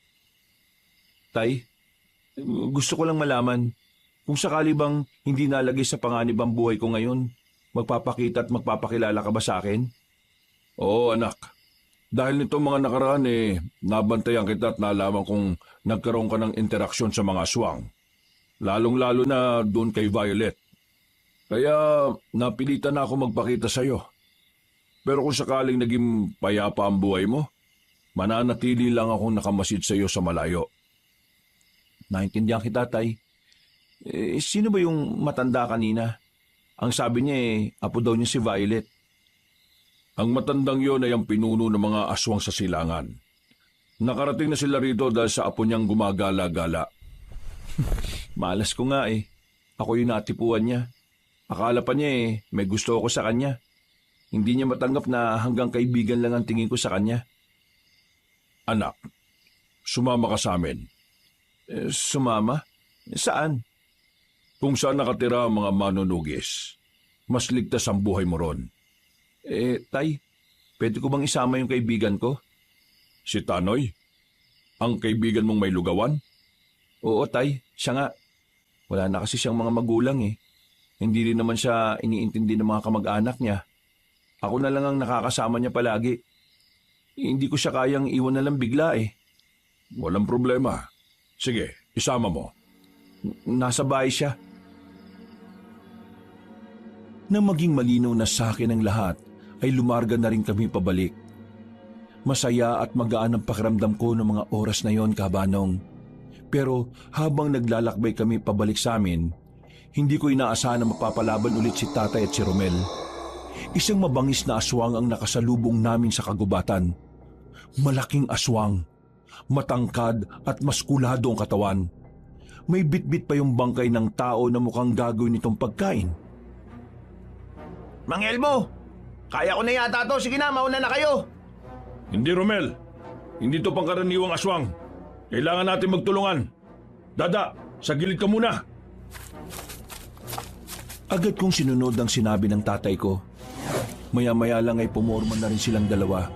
Nakatayo lang ang aswang na ayon sa pagkakarinig ko, isang mataas na uri ng tiktik. Walang sinayang ang tatay ko at si Romel. Inatake nila ang aswang na yun. Pero madali yung nakatalon para ilagan ng kanilang mga sandata. Nahawakan ng mabangis na aswang si Romel. Walang ano-ano ay nabalibag ito. Pero parang hindi man lang nasaktan si Romel dahil agad itong nakabangon. Ang tatay ko naman ay nakalapit ulit at tinaga ng espadang aswang sa bandang hita. Kitang-kita na parang tinabla ng aswang. Tumigil yun sandali at lumayo ng kaunti. Alerto! Muli silang lumusob, pero magkaibang direksyon ang ginawa nila. Dahil sa kanilang taktika, natamaan nila ulit ang aswang. Pero hindi to ininda ng aswang na yon. Para bang baliwala na ang ginagawa nila, Tatay. Kabanong, nakita kong medyo nahihirapan na sila ng mga sandaling yon. Kaya naman nag-isip ako ng paraan kung papaano makakatulong. Kinuha ko ang sanga na nakita ko sa lapag. Pasimple akong gumapang sa gilid kung saan medyo madilim. Habang abala sila sa labanan, walang kamalay-malay ang aswang na nasa likuran na niya ako. Huminga ako ng malalim. Walang pagdadalawang isip kong itinarak ang sanga sa tumbong niya. Madiin ang ginawa ko kaya napatalon siya sa sobrang sakit. Maging sila tatay ay nagulat. Ako naman ay nagmamadaling gumapang pabalik sa kanila. Mang Elmo, ayos pala tong anak mo no? Samantalayin na natin. Hindi sila nagpatumpik-tumpik. Dali-dali nilang nilapitan ang mabangis na aswang at magkakasunod nilang pinagtatataga. Nang makita nilang hindi na yung pumapalag, bumelo na ang tatay ko at agad na sinaksak ang aswang ng hawak nitong espada. Matigas ang katawan ng nilalang kaya buong puwersang ibinuhos ng tatay ko ang kanyang lakas. Hanggang sa nakita na lang namin ni Romel na tumatagos na ang patalim sa likod ng aswang. Tay, ang galing mo pala talaga. Pag ka muna masyadong umanga, hindi pa gaanong seryoso si Mang Elmo ng lagay na yan. Hindi ko alam kung bakit naligaw ang mabangis na tiktik na torito eh. Mang Elmo, tingin mo, may pinag-aalaan na rin sila mga aswang dito? Yun ang hindi pa natin sigurado. Kaya bukas, susubukan nating libutin ang gubat na malapit sa baryo. Kailangan nating mahanap ang mga bakas para makasiguro tayo sa mga hinala natin. Hindi ko lang pinalata, pero kinabahan ako sa pinag-uusapan nila. Naiisip ko pa lang kasi na maraming aswang sa baryo namin, kakaibang kilabot na ang nararamdaman ko. Hindi naman ako duwag na tao, pero hindi ko rin alam kung anong magagawa ko para makatulong kina Tatay at Romel. Nang masigurong wala nang ang aswang, nilisan na namin ang lugar na yon. Nakabalik na kami sa bahay. Pagdating namin, inabutan naming masarap pa rin ang tulog ni Tanoy. Kaya naman nagpasya si tatay na kinabukasan na lang kaming aalis. Nakatulog ako ng mahimbing noon. Masarap ang tulog ko dahil alam kong gigising ako na may tunay na akong ama. Bandang 7:00 ng umaga, nabulabog ang masarap kong tulog nang marinig kong sumisigaw si Tanoy. Ginising niya ako at pilit na bumangon. Pre, gising! Uy! Oo, ano ba kasi yun? May tao sa sala nyo. May mga patalim silang mahaba, pre. Sino mga yun? Papaslagin yata ako ng mga yun eh. Buang, si tatay at si Romel yun. Ha? Tatay mo? Oo, nagbalik na si tatay. Tumungo kami sa sala. Inabutan namin doon si tatay at si Romel na natatawa na lang. Napapakamot na lang din sa ulo si Tanoy. Bigla na lang tumakbo pabalik eh. Wala naman kaming ginagawa. Akala niya siguro, pupugutan namin siya eh. Naglilinis lang naman kami ng sandata namin. Nagtawanan na lang kami ng mga sandaling yun, Kabanong. Maya-maya lang ay sabay-sabay na rin kaming nag-almusal. Parang yun ang unang pagkakataon ulit na naramdaman kong may totoo akong pamilya. Mabilis na lumipas sa mga oras. Dumating na rin ang gabi. Nasabi ko na nga kay Tanoy ang pag-alis namin at pumayag din naman siya kaagad. Kung kailangan naman talaga, kailangan sumakay. Saka pa na wala ng masasakyan. Kapag linggo kasi, maagang nagarahe yung mga driver. Wala naman na tayong magagawa, pre. Laarin na lang natin. Malapit lang naman ang terminal ng jeep eh. Gano'n na kayo katagal magkaibigan ng anak ko? Nung kailan lang ho. Pero madali kami nagkasundo kasi marami kaming napagkakasunduan. Akala ko po ba, lagi niyong binabantayan si Dada. Bakit hindi niyo po alam? Kung sa bagay, may punto ka naman. Pero nitong mga nakaraan kasi, marami-rami din akong inasikaso. Kaya medyo nawala ako ng oras na bantayan si Dada. Hindi nagtagal, natanaw na rin namin ang terminal ng jeep. Kahit na gabi na ay dagsa ang mga tao doon. Kinailangan pa namin pumila sa dami ng pasahero. Habang naghihintay, nagpaalam na muna ako na iihi. Nagpasama na lang ako kay Tanoy. Habang naghanap kami ng maiihian, bigla ko na lang naramdaman na may tao na sa gilid ko. Kahit na hindi ko patapos ang pag-ihi ko, nagmamadali akong tinaas ang zipper ko. Napansin ko na lang na wala nang malay si Tanoy sa kabilang gilid. Hawak-hawak na siya ng dalawang lalaki. Lumabas mula sa dilim si Violet. Violet? Buti naman nakilala mo pa rin ang ganda ko kahit na madilim. Wala ka na magagawa ngayon. Sasama ka sa akin sa ayaw at sa gusto mo. Kailangan mo akong panagutan. Magsasalita pa sana ako pero bigla niya na lang akong sinikmuraan. Ang lakas ng suntok niya. Naisip akong sumigaw para marinig ako ni Tatay at ni Romel, pero bigla na lang niya akong hinalikan. Pinaamoy niya pa ang mabaho niyang hininga na parang nabubulok na daga. Sa puntong yon ay tuluyan na akong nawala ng malay. Nagising na lang ako nang maramdaman kong bitbit na ako ng isang lalaking malaki ang katawan. Nasa kalagitnaan na kami ng gubat. Si Tanoy ay wala pa ring malay. Pakawalan niyo ako! Mahal ko, huwag kang malikot at baka mapilayang ka. Sige ka. Mainit ang ulo na nagbubuhat sa'yo. Baka makutusan ka. Walang hiya ka, Violet. Ang baho ng hininga mo. Hindi mo dapat nilalait ang hininga ko. Dahil ngayong magsasama na tayo, araw-araw mo na itong maaamoy. Magsasama mukha mo. Ang lala mo na. Rico, ibaba mo nga kung kumag ka. Kahit na anong gawin kong pagpupumiglas ay maigpit ang pagkakapasan sa akin. Lalo niyang hiniigpitan kapag pumapalag ako. Pakiramdam ko noon, mababali na ang buto ko kaya hindi na ako nagkulit pa. Hinayaan ko na lang kung saan nila ako dalhin.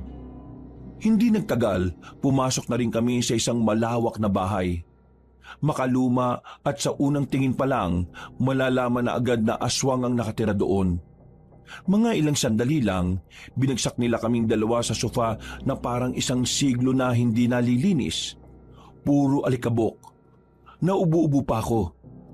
Si Tanoy naman ay natataranta. Pero agad din naman kaming nilagyan ng tali para hindi kami makaalis. Ito ang magiging bahay nating dalawa, Dada. Bubuo tayo ng pamilya dito. Kaya sana, kahit simple lang ang bahay natin magustuhan mo pa rin ha. Ang mahalaga naman di ba, magkasama tayong dalawa. Ano?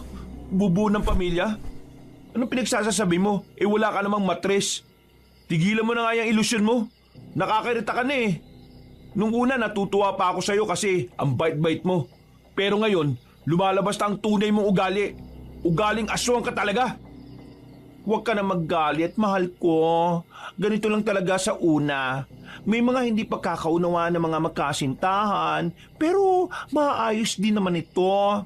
Hoy, gumising ka na nga sa kahibangan mo. Hindi ka ba nakakaintindi na hindi nga kita gusto? Ang gusto ko lang sa iyo pakikipagkaibigan.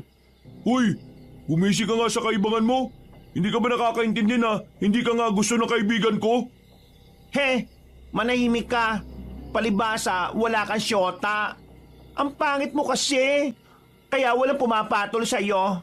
Alam mo kung bakit si Dada ang una kong napansin kaysa sa'yo? Kasi mas gwapo siya at mas may dating siya kaysa sa'yo. Hindi kagaya mo na para kang kulang sa buwan nung ipinanganak. Aray ko, sakit mo naman magsalita. Kaya nga manahimik ka na lang. Kasi usapan nito ng mga may syota. Lakas din ng loob mo yan, no? Wala ka rin namang syota Feeling may kasintahan ka lang. Pero ikaw lang naman ang nagmamahal. Ikaw lang naman ang nakakaalam na may syota ka. Boom! Masakit yata yun Ikaw ang nagpapatunay na totoong nababaliw ang mga aswang.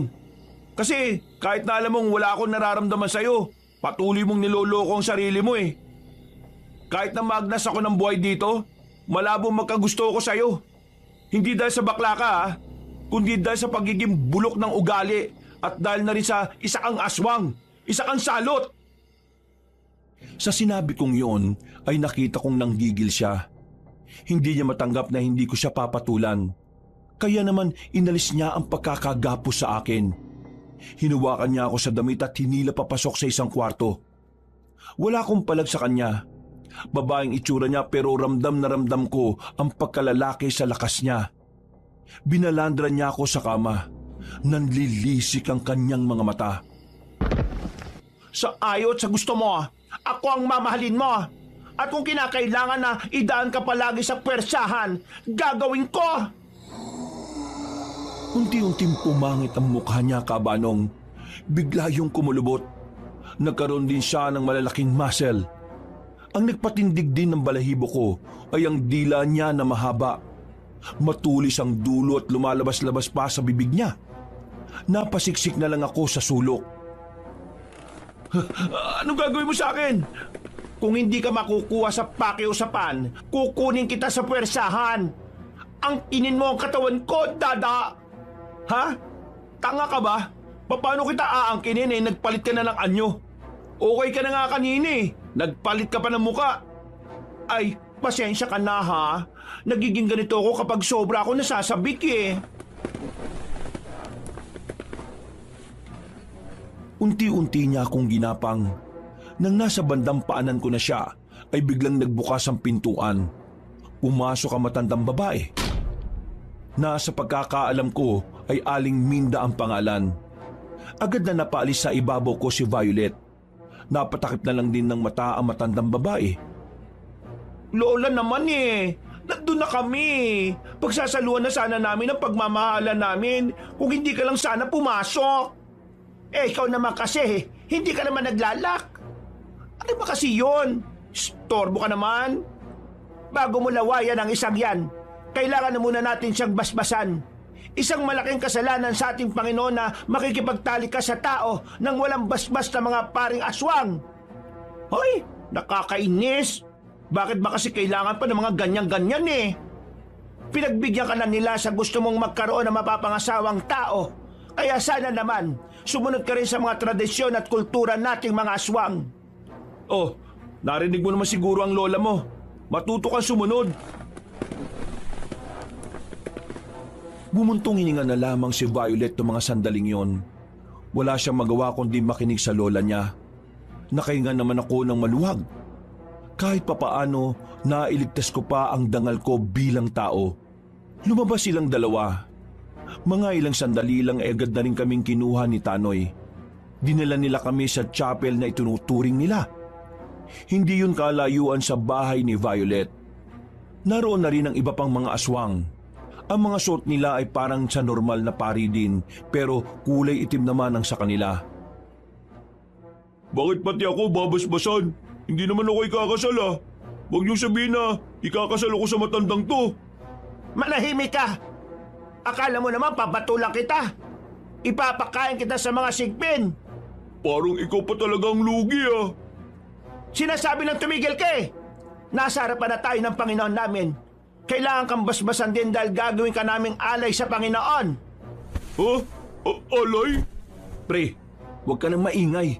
Baka mapadali pa buhay mo Nanahimik na lang si Tanoy. Hindi rin naman nagtagal ay lumapit na sa amin ang mga pari nila. Anyong tao pa ang mga itsura nila nung una. Pero bigla na lang din silang nagbago ng muka. Nasanay na lang ako sa mga pagmumukha ng mga aswang kaya hindi na rin ako natatakot. May mga binasa sila sa amin. Iba ang lengguwahe. Pero ang binasa nila kay Tanoy ay Tagalog. Kaya naintindihan ko. Pagkatapos nilang basbasan si Tanoy ay ako na lang ang natira sa gitna ng altar. Lumapit sa akin si Violet na may daladalang bulaklak na itim. Hindi ko alam kung anong klaseng bulaklak yon, pero bigla na lang niyang nginudngod sa mukha ko to at sinabing amuyin ko.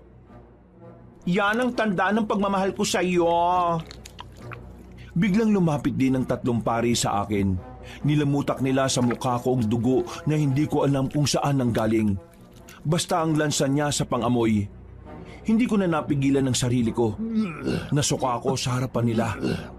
Sinukaan ko si Violet sa sobrang inis ko. Nagalit naman ang lola niya. Kinuha ko ng ibang lalaking aswang sa gilid. Dinala nila ako sa labas at doon nila ako binugbog. Magiging asawa mo na si Violet kaya matuto kang irespeto siya. Hindi ako papayag na ganyanin mo siya. Alam na ba ng apo mo na binalak mo kong ipapatay? Violet, pinadukot niya ako nung nakaraan. Ipapakain niya sana ako sa mga kasama niyang aswang. Buti na lang nakatakas ako. Yan ba ang isang lola na mahal ang apo niya? La? Totoo bang sinasabi niya? Ha? Ano kasi, oo o hindi lang ang gusto kong marinig na sagot. Totoo ba ang sinasabi niya? Oo, totoo yan.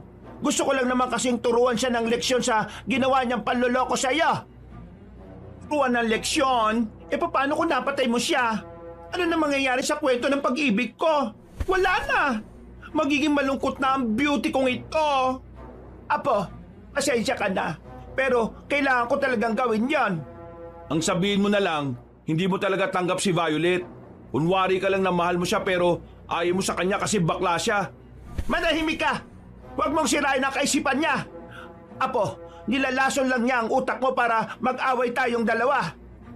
Violet, tingnan mo ang ginawa niya sa akin. Pinagbugbog niya ako. Kung wala ka ngayon, pinalapa na naman niya ako sa mga aswang na yan. Isipin mo nga, gusto mo akong mapangasawa pero may ganyan kang lola? Lola, hindi ko inakala na magagawa mong pagtangka ng buhay ng aking mahal. Paano kita isasama sa kasal ko kung iniisip kong anumang oras may gagawin kang masama sa kanya? Lumayo kayong lahat sa kanya. Walang hahawak sa kanya. Ang sino mang manakit sa mahal ko, malalagot sa akin. Apo, hindi na ako makikinig sa iyo, Lola. Alam ko naman na una pa lang, ayaw mo na sa akin kasi bakla ako. Kasi ang gusto mo ay maging prinsipe ako. Pero sa hindi inaasahang pagkakataon, ako ay naging isang prinsesa. Hindi totoo yan. Huwag kang maniwala sa sinasabi ng lalaking yan. Anak yan ng mortal nating kaaway, Apo. Hindi kayo maaaring magsama. Papatayin ka lang din ang ama niya. Oh, kita mo na? Lumabas din ang totoo. Ayaw mo maging masaya ako? Makinig ka sa akin. Gumising ka. Lumayo kayong lahat. Biglang lumapit sa akin si Violet at hinigit ang braso ko. Hinila niya ako palabas sa kapilya nila. Sinundan naman kami agad ng mga nasa loob. Apo, saan kayo pupunta? Lalayo kami sa inyo. Hindi naligtas dito ang mahal ko. Kalokohan ang gagawin mo. Sinisira mo ang ating paniniwala.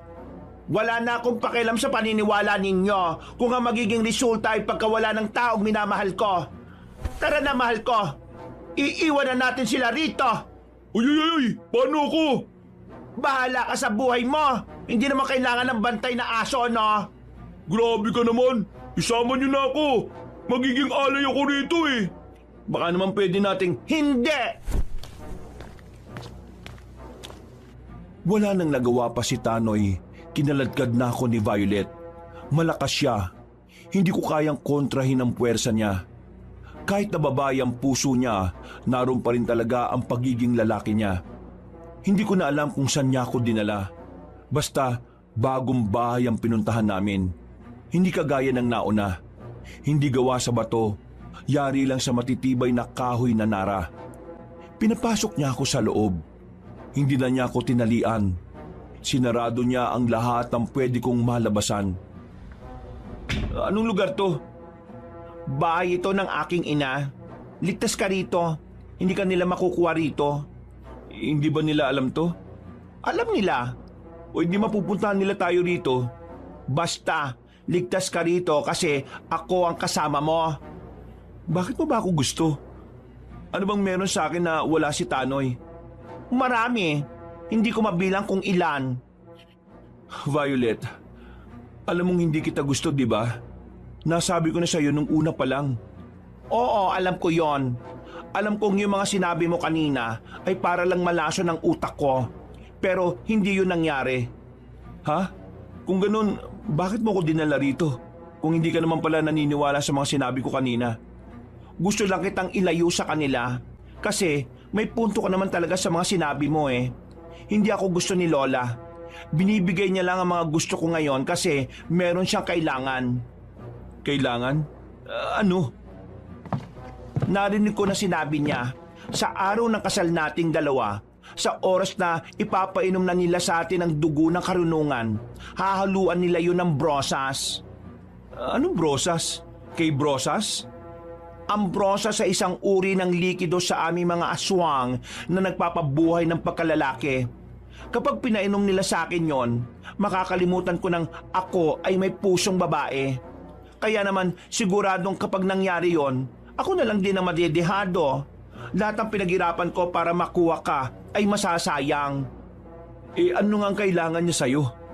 Ang kailangan niya sa akin, ang pagiging lalaki ko. Kailangan niya akong gawing lalaki para may mamuno na sa lahi namin sa oras na mawala siya. Akala ko naman kung anong kailangan niya sa'yo. Nag-isip pa ako. Bigla siyang lumapit sa akin at hinuwakan ng kamay ko. Parang nangingislap ang mga mata niya. Pinipisil-pisil niya pa ang palad ko. Dada, mamahalin kita hanggang sa dulo ng walang hanggan. Kaya sana matutunan mo rin akong mahalin balang araw. Violet, alam kong may kabutihan pang natitira dyan sa puso mo. Kaya sana, yun na lang ang pairalin mo. Kabutihan? Walang magagawang kabutihan kung patuloy tayong hindi magmamahalan. Violet naman, makinig ka sa akin. Hindi nga kita kayang mahalin eh. Mali mo naman, balang araw. Wala nang balang araw. Kasi hindi na tayo aabot doon bilang magkakilala. Ha? Ano sinasabi mo? Sinasabi mo ba sa aking mawawala ako, papatayin mo ako, papaslangin mo ako bilang asawa mo? Violet, Sinasabi ko na nga ba eh, ginagamit mo na naman ako eh. ang bihira. Tinupak na naman ang isang ito. Nanlisik na naman ng mga mata niya, Kabanong. Hinawakan niya ako sa kwelyo at binalibag ng malakas sa pader. Masakit man ang tumama akong likod ay agad pa rin akong bumangon. Hindi ko na alam ang gagawin ko ng mga sandaling yon. Wala akong malalabasan. At sa puntong yon, ramdam kong sagad na ang pasensya niya. Masyado mo na ako niloloko, Dada. Hindi ko na kayang ginagawa mong pang-aabuso. Anong pang-aabusong pinagsasasabi mo dyan? Hindi nga kita gusto eh. Paano kita inabuso? Ngayon, mas mabuti pang kainin na lang kita kaysa makain ka pa ng iba. Ako lang ang titikim sa linamnam mo, Dada.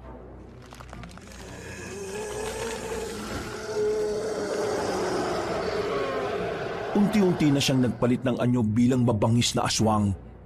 Alam kong kasunod noon ay lalapain na niya ako. Buti na lang ay nakaisip agad ako ng magandang paraan. Mahal kita pero natatakot lang ako. Sa sinabi kong yun, biglang nagbago ang ihip ng hangin. Bumalik sa dati ang itsura niya. Nakita ko na lang nang ngumiti siya ulit. Pero sinamantala ko ang pagkakataong yun. Nung lumapit siya sa akin, sinipa ko siya sa pagitan ng kanyang mga hita. Natatakot ako sa mukha mo! Habang namimilipid siya, tumakbo ko papunta sa kusina. Kukuha sana ako ng patalim pero nakita ko may bintana doon. Binasag ko yon at dahil kasya naman ako ay agad-agad akong lumabas. Bininisan ko ang takbo ko. Kahit na hindi ko alam kung saan ako papunta, ay hindi ako tumigil. Sa kakatakbo ko ay nakabalik na ako sa unang bahay na pinagdalhan sa akin ni Violet. Nilagpasan ko yon, pero laking gulat ko nang biglang nasa harapan ko na siya kaagad. Hindi mo ako matatakasan, Dada. Kakainin na kita ng buhay. Tutal, ayaw mo naman akong kainin sa honeymoon natin. Mahal naman talaga kita eh. Wala ka na maloloko, Dada. Hindi na kaya ng pasensya ko ang kalokohan mo. Kaya humanda ka na ngayon.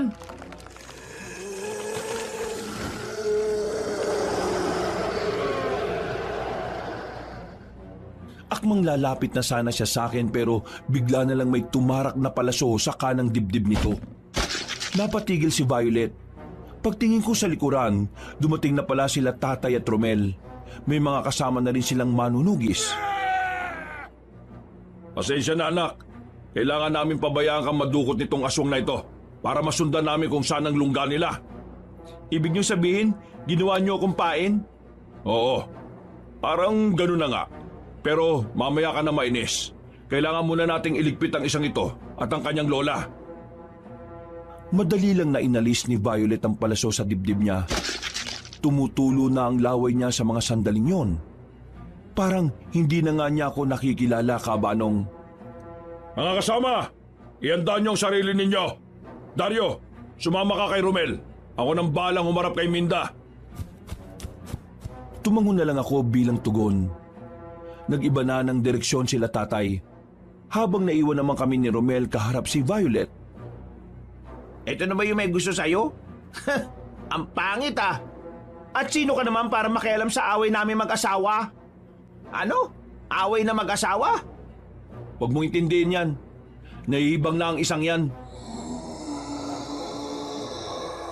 Hindi nagtagal, gumapang na rin ng mabilis si Violet papunta sa amin, na parabang wala itong galos na tinamo dahil sa palaso.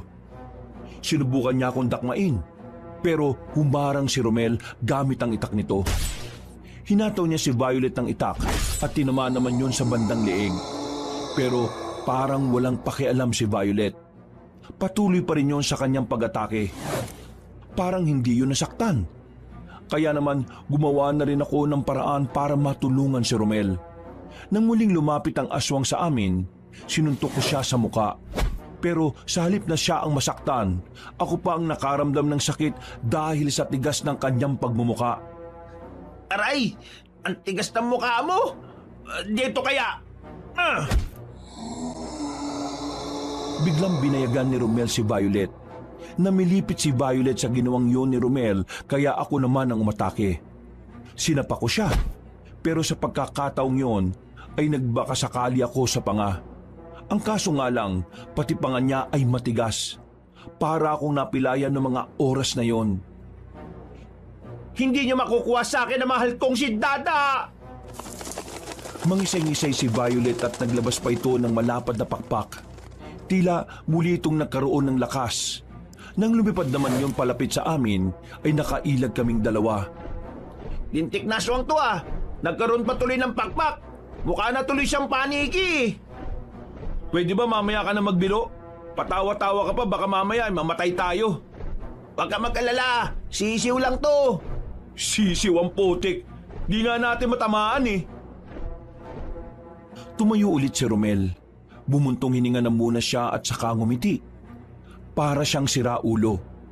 Hindi ko maintindihan kung bakit parang ang saya-saya niya pa sa nangyayari. Nang muling lumipad palapit sa amin si Violet, hinataw yun ni Romel na malakas. Nung una, akala ko hindi niya tinamaan. Pero nakita na lang namin si Violet na biglang sumadsad sa lupa. Pagbangon niya, tumatagas na ang dugo mula sa leeg nito. Hindi to maaari! Hindi ako pwedeng mawala! Paano ka na, mahal kong Dada? Huwag ka mag-alala! Ako nang bahala kay Dada! Ikaw, magpahinga ka na! Anong sinasabi mo? Ikaw na ang bahala? Aagawin mo sa akin ang Dada ko? Magiging mag-asawa na kayong dalawa habang wala ko? Isa ka palang kabit! Sabi ko naman sa'yo, siraulo yan eh. Buti na lang talaga, hindi kayo nagkatuluyan eh, ano? Kasi kung nagkataon, pangit magiging anak ninyo. Baliw ka ba? Pinagsasabi mo dyan. Hindi nagtagal, bumagsak na rin sa lapag si Violet. Nakilang ulit pa siyang umubo. Nakatingin pa siya sa akin bago tuluyang pumikit ang mga mata. Kahit na papaano, naawa ko sa kanya. Pakiramdam ko kasi may kabutihan pa rin naman sa puso niya. Pero mali lang talaga siya ng pagkakaunawa sa salitang pag-ibig. Marahil hindi siya naturuan ng tamang kahulugan kung papaano magmahal. Tara, puntaan na natin ang tatay mo. Nagsisimula na ang labanan doon. Tumakbo kami paalis. Pagdating namin kina tatay, nakita naming magkaharap na sila ni Aling Minda. Sa puntong yon, nakita kong sugatan na ang matandang aswang. Pero patuloy pa rin itong nakatayo. Tay, ayos ka lang? Oo, ayos lang naman ako. Anak mo palang manlolokong yan! Manluloko? Hindi ganyan ang anak ko. Apo mo ang nag-iilusyon. Pinirahan niya ang apo ko! Tinanggap niya ng tinanggap ang mga pinapadala tapos bigla niyang hindi pananagutan? Hoy, huwag kang gumawa ng imbento ha. Binalik ko sa kanya ang lahat ng binigay niya. Si Violet ang masyadong mapilit kahit na ayoko sa kanya. Ayaw mo sa kanya kasi bakla siya! Siraulo! Ikaw ang may ayaw sa kasarian niya, no? Hindi ako. Kaya ko siyang mahalin kung talagang siya ang para sa akin. Pero hindi yun ang nangyari dahil hindi siya ang para sa akin. Kahit na ano pang sabihin mo, manloloko ka pa rin. Pinagpalit mo ang apo ko kay Whitey. Sinong Whitey? Aso yun ng kapitbahay natin, Tay. Itigil niyo na ang kaibangan na to. Kung ayaw niyong sumunod sa apo ninyo. Sumunod sa apo ka? Bakit? Anong nangyari sa apo ka? Eh di nagpahinga na. Pinagpahinga ko na para hindi na siya mapagod pa. Anong ibig mo sabihin? Wala na ang apo ko? Oo, wala na. Tigok, dead ball, dead na siya. Mga walang hiya talaga kayo. Mga walang puso. Pagbabayaran niyo ang ginawa niyo sa pinakamamahal kong apo. Magbabayad kayong lahat. Inumpisa na ng matanda yon ng pagpapalit ng kanyang anyo. Napatras kaming tatlo nang makitang tila tumatangkad siya at lumalaki rin ang katawan. Parang kagaya niya si Violet. Ang pagkakaiba nga lang nila, mas malaki ang katawan ni Aling Minda.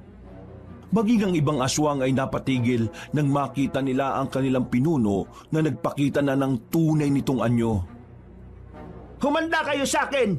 Hindi ko hahayaan na makalis kayo ng buhay rito. Anak, lumayo ka muna. Kami nang bahala ni Romel dito. Sigurado po kayo, Tay? Kung makatanong, akala mo masasapak niya yung aswang eh. Sige na anak, sumunod ka na lang sa akin. Pumunta ako sa gilid para akong bata na nanonood sa mga nangyayari. Hindi nagtagal, biglang umatake na si Aling Minda. Nakailag si Papa. Sumunod naman si Romel. Nang magkaroon ng pagkakataon si Romel, tinaga niya ang matandang aswang. Ang kaso nga lang, hindi naman tinamaan si Aling Minda. Kahit na medyo lumaki at bumigat ito, ay nagawa pa rin naman itong makailag.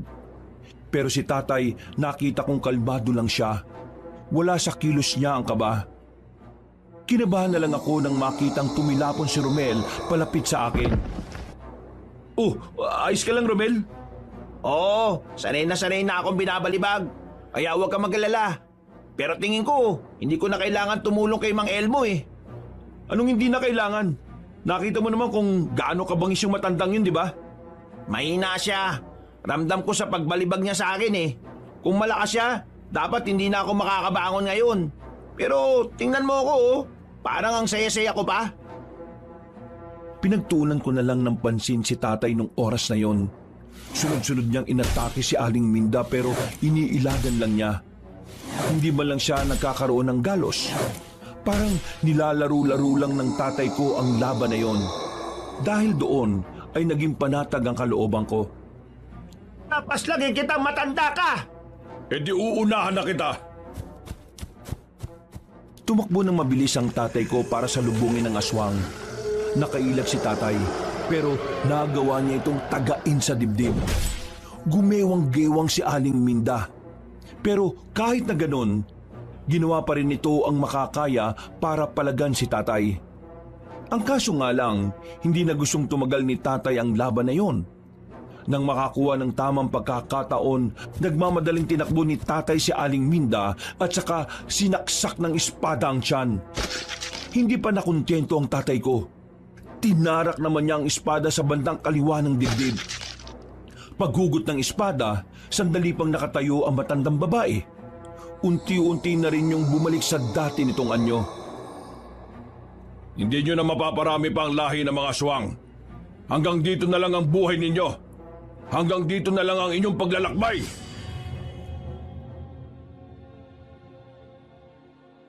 Wala nang salitang lumabas pa sa bibig ni Aling Minda. Tuluyan na itong nalagutan ng hininga.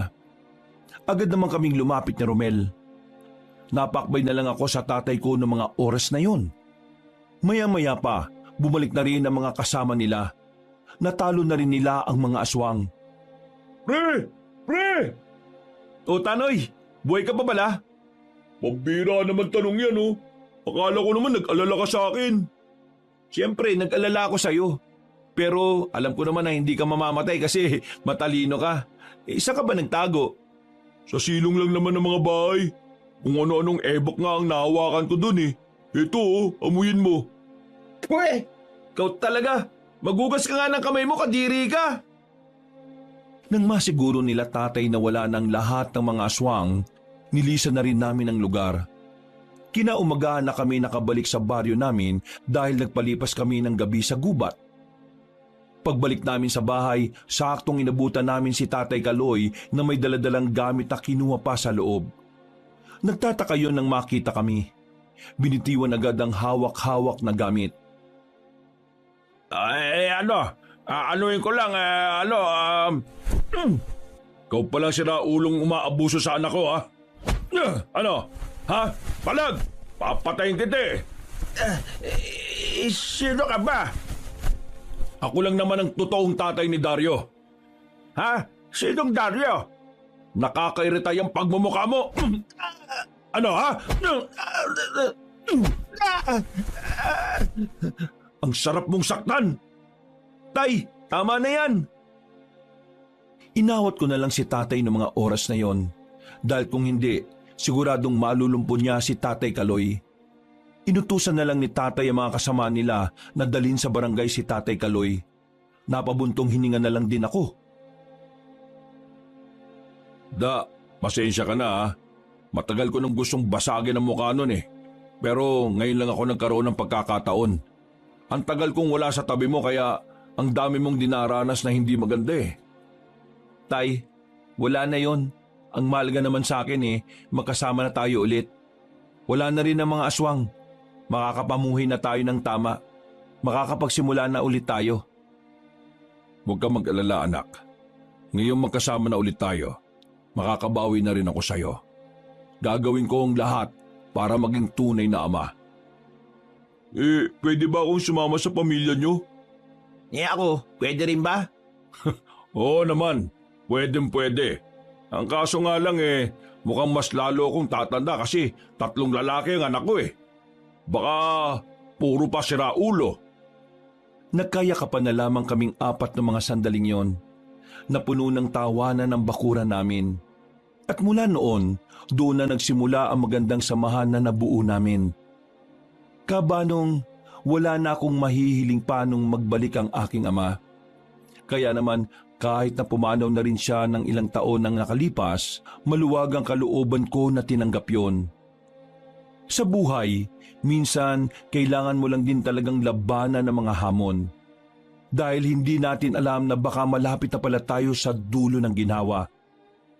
Hanggang dito na lang po, Kabanong. Magandang gabi po sa inyong lahat mga kayanggaw at mga kabangers. Wakas.